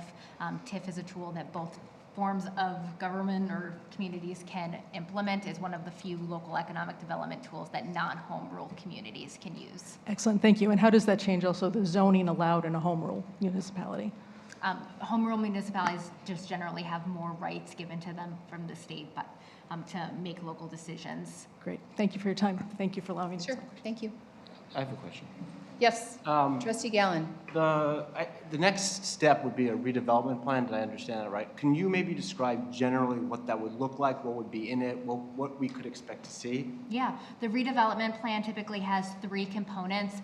The first is an eligibility study. So we would, once we finalize the boundary that we're going to be including as the redevelopment project area, we would document all of the findings in a formal report.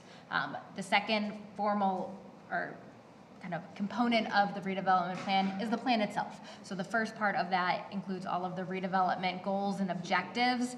And then the second part of that is the financial plan. So that would include the budget for the TIF that sets the maximum amount of TIF funds that can be expended in the district.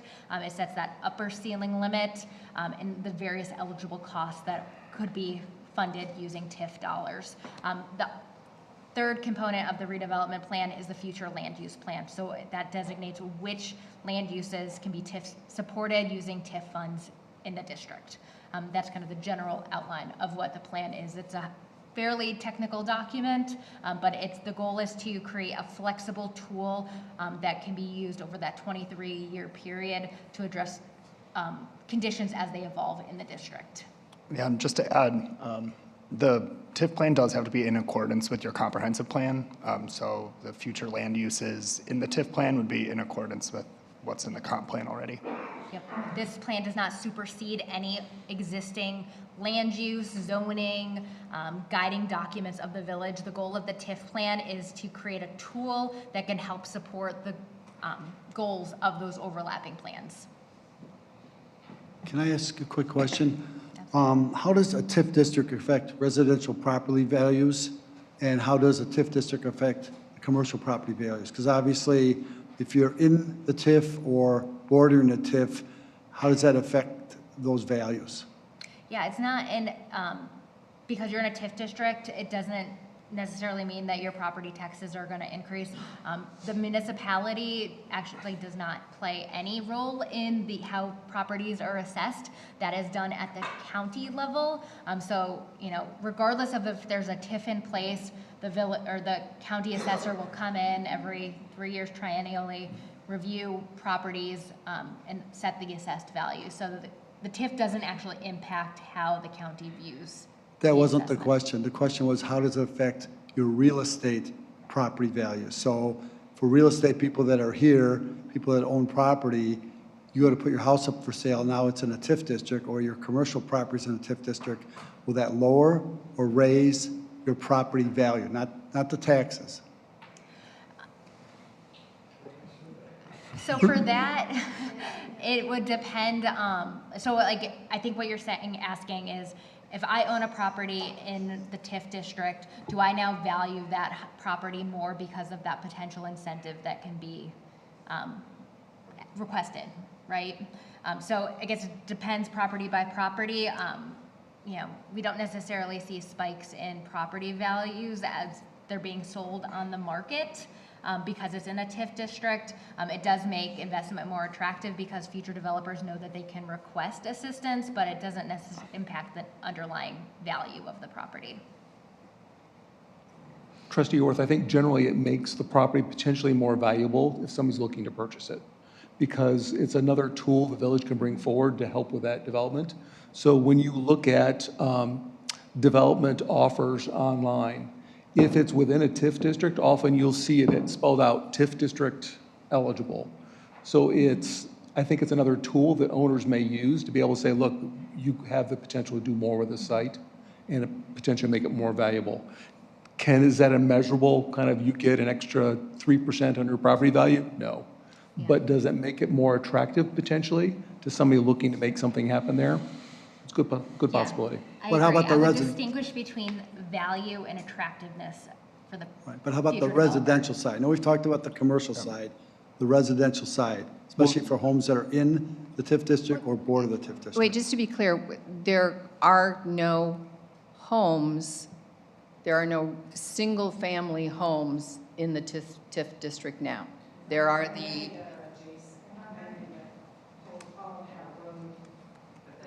Okay.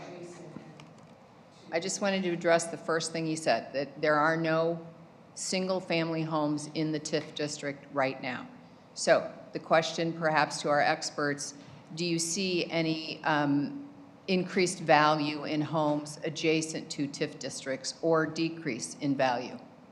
I think it would depend on the success of the district. If you have a lot of development, new restaurants come in, new businesses come in, it's a vibrant, walkable district, I could see properties outside of the district being valued higher due to the proximity and the value that that district has created.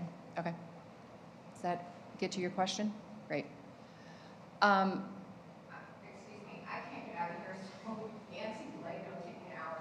You keep using the term TIF funds, but I think a lot of people don't understand what TIF funds, where do they come from? From what I understand, TIF funds can come from property values that normally would go to the school district and now would come to the village. Or what you're defining TIF funds, are some of them coming from the state or federal government? It's all local property taxes. Go to the school district. Yeah, so when we say TIF funds, that is incremental property taxes above the frozen base. So in this chart here, the first 5 light blue charts, that bar represents the revenue that's currently being generated by properties within the TIF district. As you can see here, this chart illustrates that it's flat, it's stagnant, there's been no growth. That's kind of that historic look back. There's been a lack of private investment, but for the implementation of TIF as an economic development tool, we would expect in the future that light blue line would just continue being flat. With the TIF, let me just walk through this quickly. Hopefully it will help add clarity for other folks in the room who might have questions. When a TIF is implemented, it freezes the base value of the properties within the district. So that the TIF gets adopted, you have a frozen base. So that light blue line is now that dark blue line. That is frozen revenue that continues to go to the overlapping taxing bodies, the school districts, the parks, the libraries, etc. They'll continue to get that revenue. If the TIF tool is used successfully to help support economic development, you will see a rise in the property values within the district. That is called incremental property taxes. That is the orange growth. It kind of often happens in phases. You know, as a new project comes online, you'll see a bump up in incremental revenue. That additional revenue gets allocated into a special tax allocation fund or a TIF fund, and that's what we refer to when we say TIF funds, that can be used to help continue to reinvest in the community in that specific geography. Then at the end of the 23 years, all of that revenue gets released. It's new property for the overlapping taxing bodies. So when we're talking about TIF funds, it's really that incremental growth that only occurs because the TIF tool has supported redevelopment. Without the TIF, that increment would not occur. The overlapping taxing bodies would not have additional increment because the TIF is really the catalyst for that additional growth. Okay, so let's say a 92-unit apartment rental building comes into the village. And those 90, and they each have one kid, because unless you're a 62 and over community, we can't say grandma's moving into the building. It could be young families, divorced people, whatever. It's not a 62 and over. So it was explained to me by an educator, a superintendent, that the money from the TIF district that normally would get allocated on our tax bill to the schools will not get allocated. So if each one of those apartment units has one or two children that go to Sunset Ridge, they have to add classes on. Who's going to pay for that when they're not paying property taxes to the school anymore? Is that wrong? Just tell me if I've heard it wrong. Yeah, there's different mechanisms in the TIF Act that can be used to reimburse the school district for additional costs for housing that is TIF supported. So that would be known as school district payments. I spoke about this earlier. It'd be the cost of the operational costs to educate the students could be reimbursed. The money is diverted away from the schools, that's the bottom line. And then they have to go ask the state legislature for the money, or ask the village instead of not getting their money to put on more classes for all these children that are going to be going to schools. I think It's diverted, right? increment within the TIF district is diverted to the TIF fund.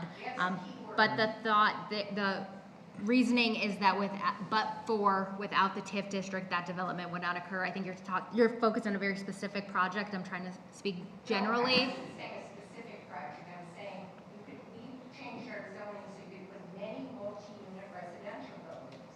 And if people move in because everyone wants to go to our schools because they're fabulous, they move in, and I don't blame them.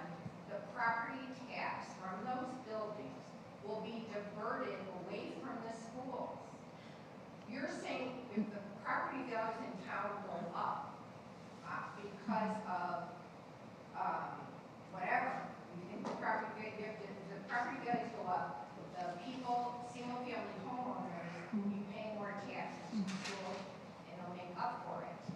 But that's an if. Yeah, the question about diversion, I think one thing to clarify is that without TIF, that the development would not occur. So that's not really diversion of property tax. If like hypothetically without TIF, that increment wouldn't be there. So there are tools in place under the TIF Act to help reimburse school districts for those additional costs. So Are you saying that new development pays no property tax? No, they'll pay their standard property taxes. Standard, that goes to the schools and the parks and everything. Sure, so let me give you kind of a rough number estimate, and I'm just making up numbers. A property within the TIF district, before the district is established, pays $30,000 in property taxes. A year after the TIF district is established, that there's a new building on that site, and the assessor says you should pay $100,000 in property taxes, not $30,000. The school still gets the contribution of the $30,000, just as they did before the district.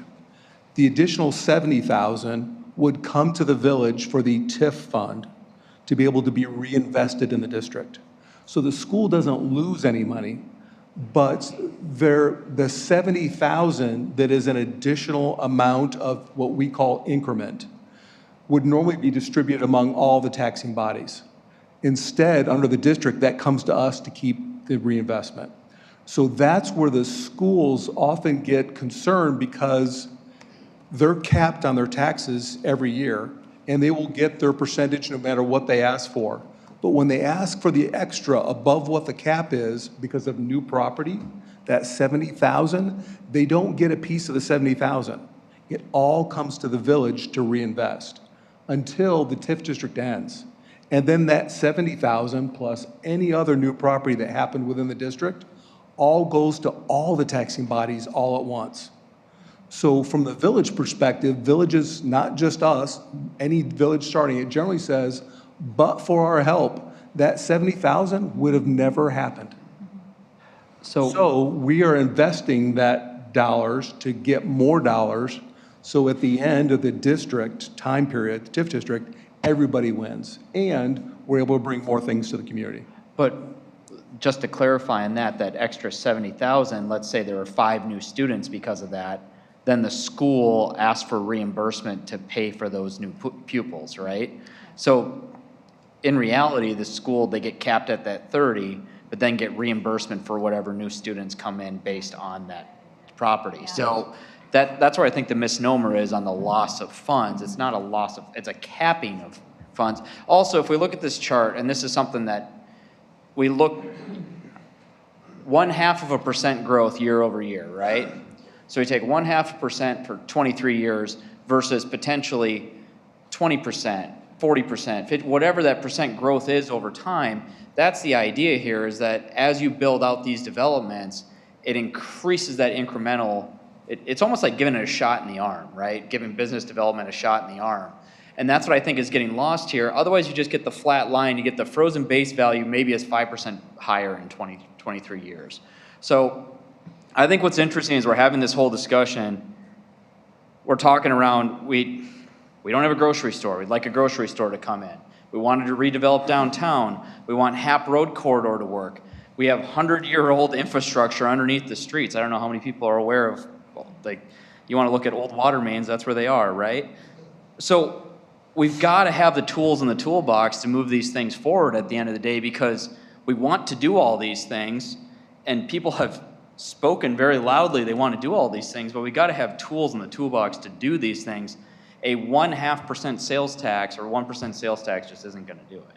So I mean, at the end of the day, we got to figure these things out where we're going. And I'm sorry if I sound a little frustrated on it, because at the end of the day, I think we got to look at everything we can. The other thing, folks, we can't have an educational session like this without it being a public meeting. So to President Mendrick's point, we're all being educated on this as well right now, because we can't go in a room and just have them give a presentation to us. You all have to be involved in this process.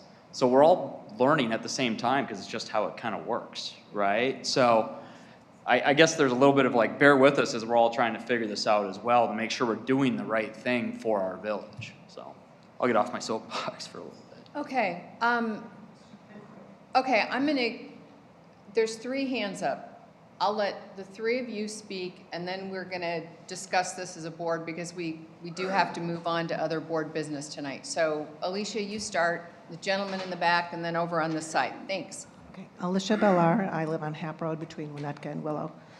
I hear what you're saying loud and clear about we're all just learning, so take that.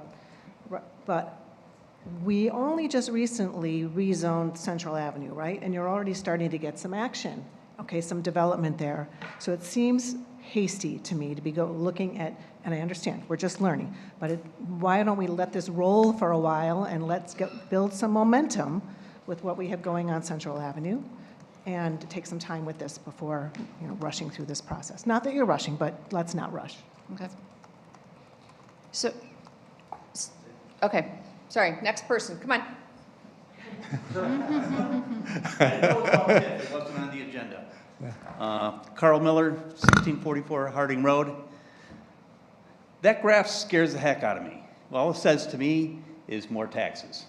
It means we're going to develop all this stuff, and everybody who lives here in homes are going to pay a heck of a lot more taxes.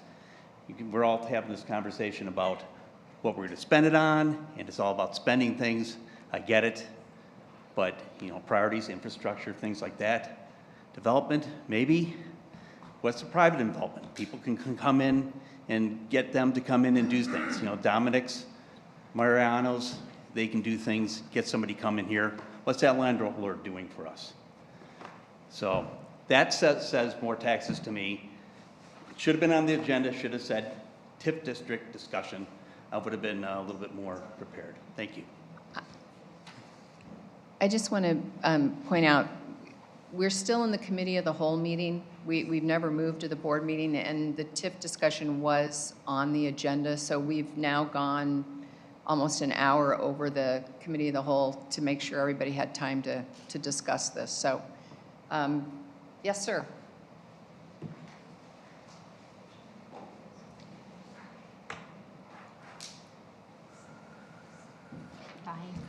Hi, I'm Jeff Shipko. I'm with the Orthmont. That's a joke. There's not much humor in these meetings. That's all right, I'll speak fast. Medication wears off in 2 minutes. I am overloaded. But what concerns me is there are 4 families in Northfield where we live. I know that. And there are 4 families in the North Shore. I know that. Okay? I just want to bring that up. Somebody said that. But if I would like to see pictures of your vision. You have a vision, and it's sure not the vision of the woman who wants to die in her home or even me. Okay? So I'm going to say if you're building a 90-room unit, I don't mind being 52, 62 with 3 kids. I would move into it if I want. But I would like to see affordable units for people in Northfield. The next thing is that concerns me in walking in my neighborhood. There are empty houses for over 6 months now. Someone's getting tax breaks, and the property sits, and some have been rented, and I had to call the city, and the city was wonderful, but these guys had semis that okay, they had junk, it said junk kings. These were dump trucks collecting garbage. Bottles all over still this week. And there was an article that there are 2, when you have renters or landlords renting to people who don't care about the property, that we won't be able to sell our homes. I'd like to see that if you're going to build in Sunset Ridge area, I want Lagoon taken care of. All right? I would like to see pressure and a reduction of landlords allowing to be have rental properties where property is destroyed.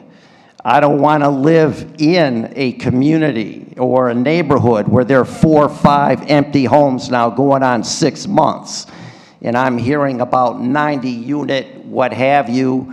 And I know that Northfield has to up the game big time because we are behind the North Shore communities, building, finance, what have you.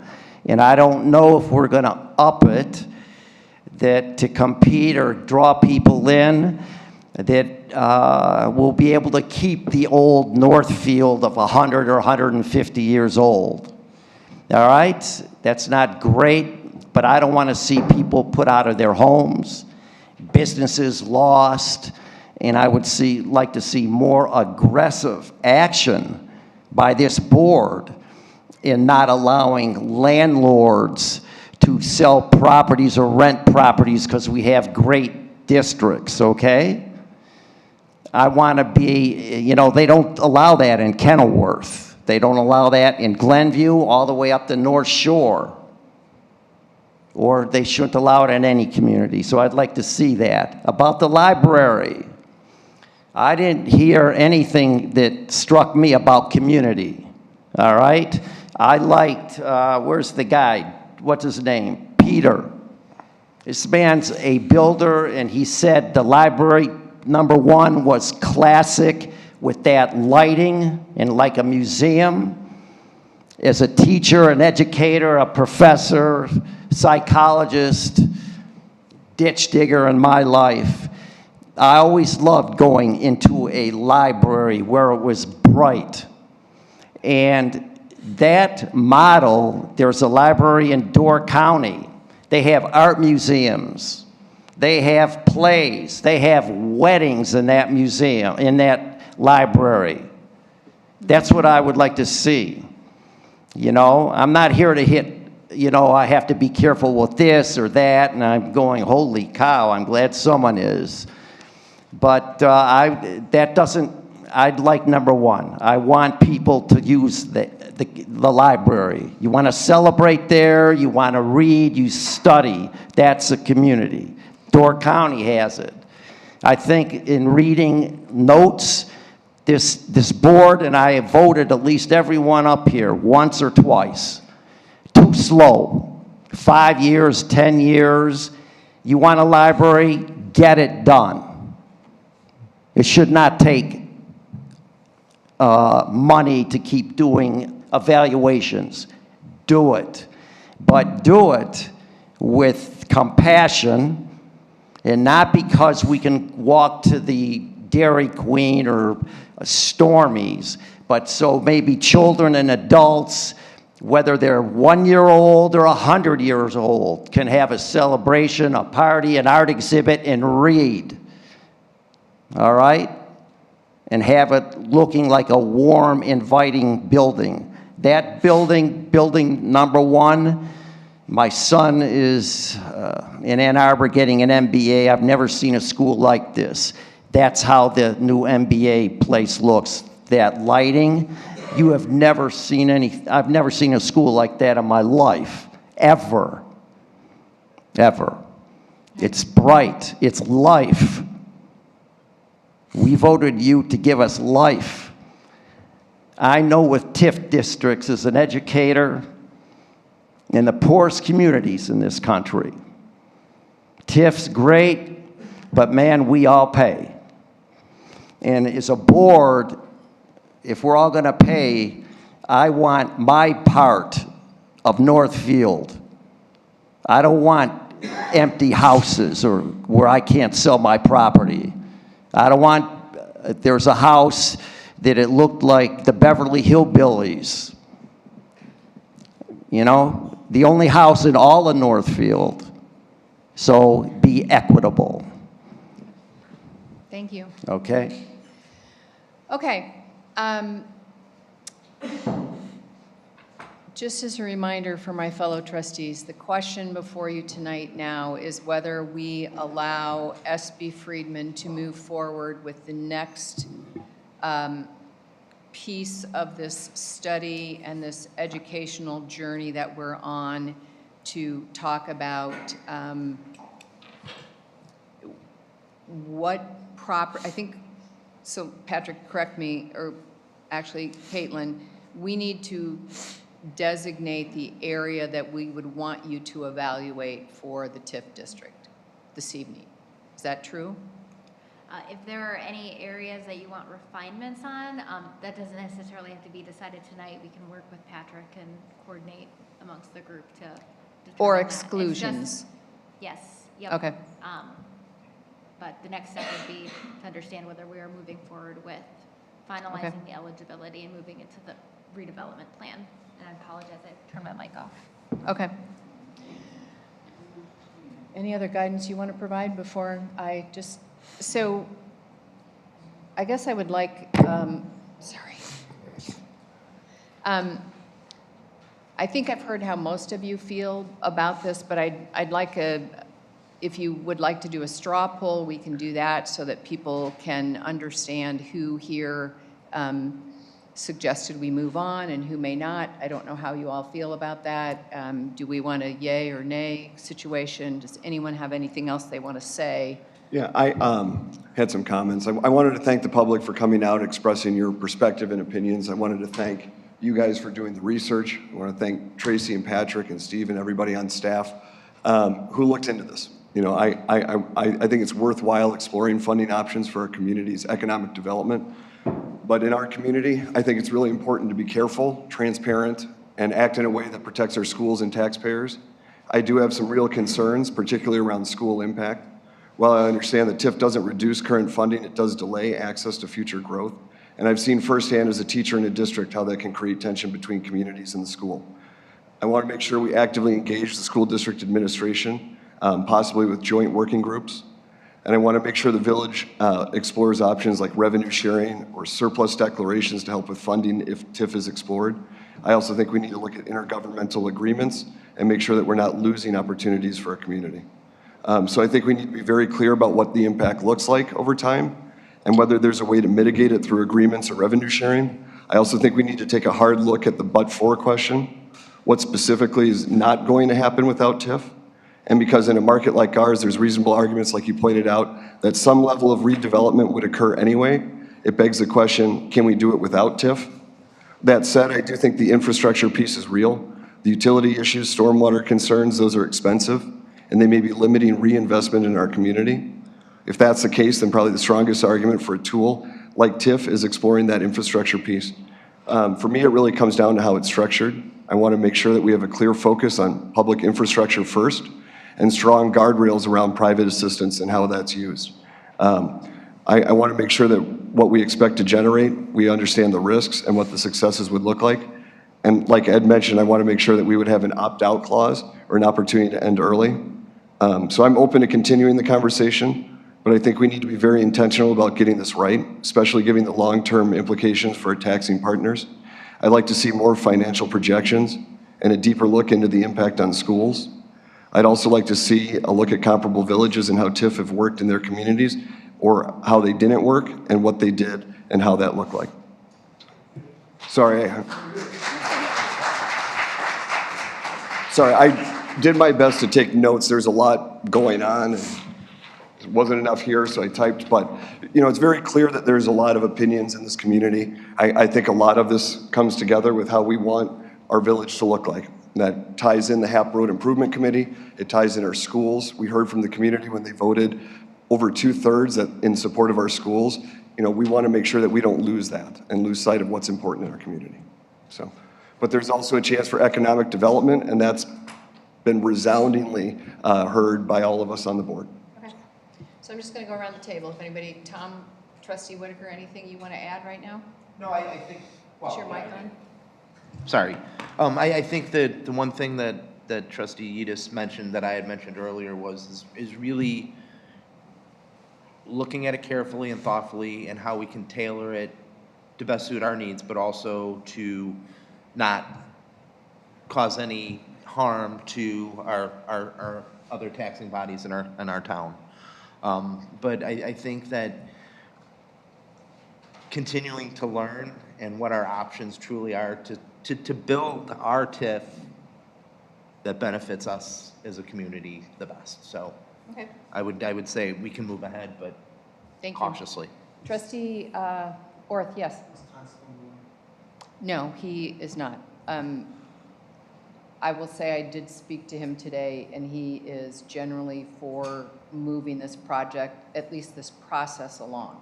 He had a client engagement about That's fine. I just want to make sure an we. hour or more ago. So, okay. I think we have to really look at all the benefits and all the distractions and all the problems. Years ago, the village board, way back when, looked at doing a TIF district from where Metamorphosis is, where Pam's building is, all the way to where at that time it was Sewell's, and it was generally turned down for a number of reasons, good reasons.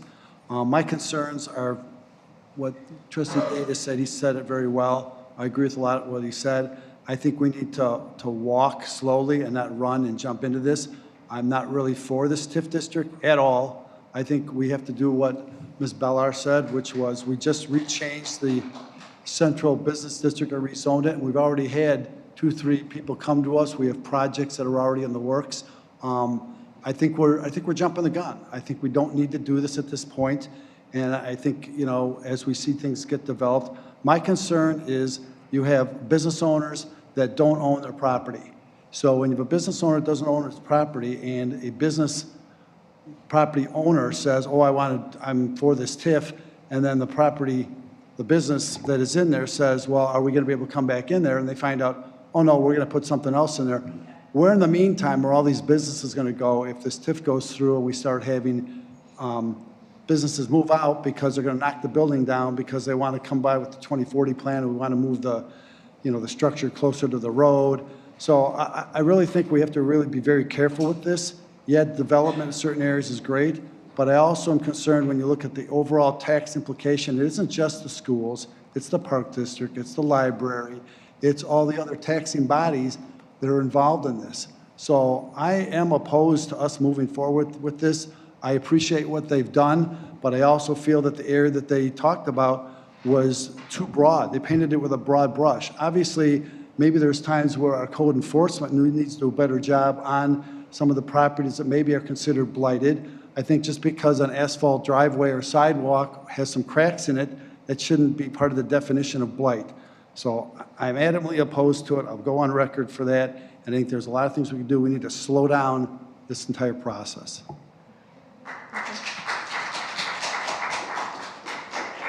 Trustee Gallen? Yeah, so I think this is a learning process. That's what I've heard a lot today, and I'd like to continue to learn more about it together with the board and the community at the next stage, which is the redevelopment plan. Okay. Trustee Elfman? So I truly believe this is the beginning, not the end of this discussion. Tonight we're not approving what properties, et cetera. I mean, there's a lot that's going to go into this process. I'm not an attorney, and I would not want to be one during this process, writing all of this up. But ultimately, we need to think outside the box. We're a unique community, and we should have all the tools on the table. We have all these plans, we have all these reports, all these different things. We need to start moving Northfield forward, and I think this is a way to start doing it. I'm in favor of going forward with this, looking at different options, and seeing what we ultimately come up with by June, July, September, whatever this time frame is. We have a lot of runway in front of us still. Okay. I would say that we have consensus to move to the next step with SB Friedman. So I do want to thank everyone for being here tonight, for participating with us in this education. As I said, we will have this information on our website along with some FAQs and other information. Always feel free to reach out to me or to Patrick if you have questions or concerns. If we can take your suggestions, look at other websites, look at other villages, and to help communicate what we're doing is key to this project, whether it moves forward or not, because we need to make sure that all residents are hearing about this project. So at this point, at about 8:15, I'd like to hear a motion and a second to adjourn the committee of the whole meeting. Motion to adjourn the committee of the whole meeting. Second. All those in favor? Aye. We will take a short 5-minute-ish break and come back and go to the board meeting. I am so sorry. I'm sorry.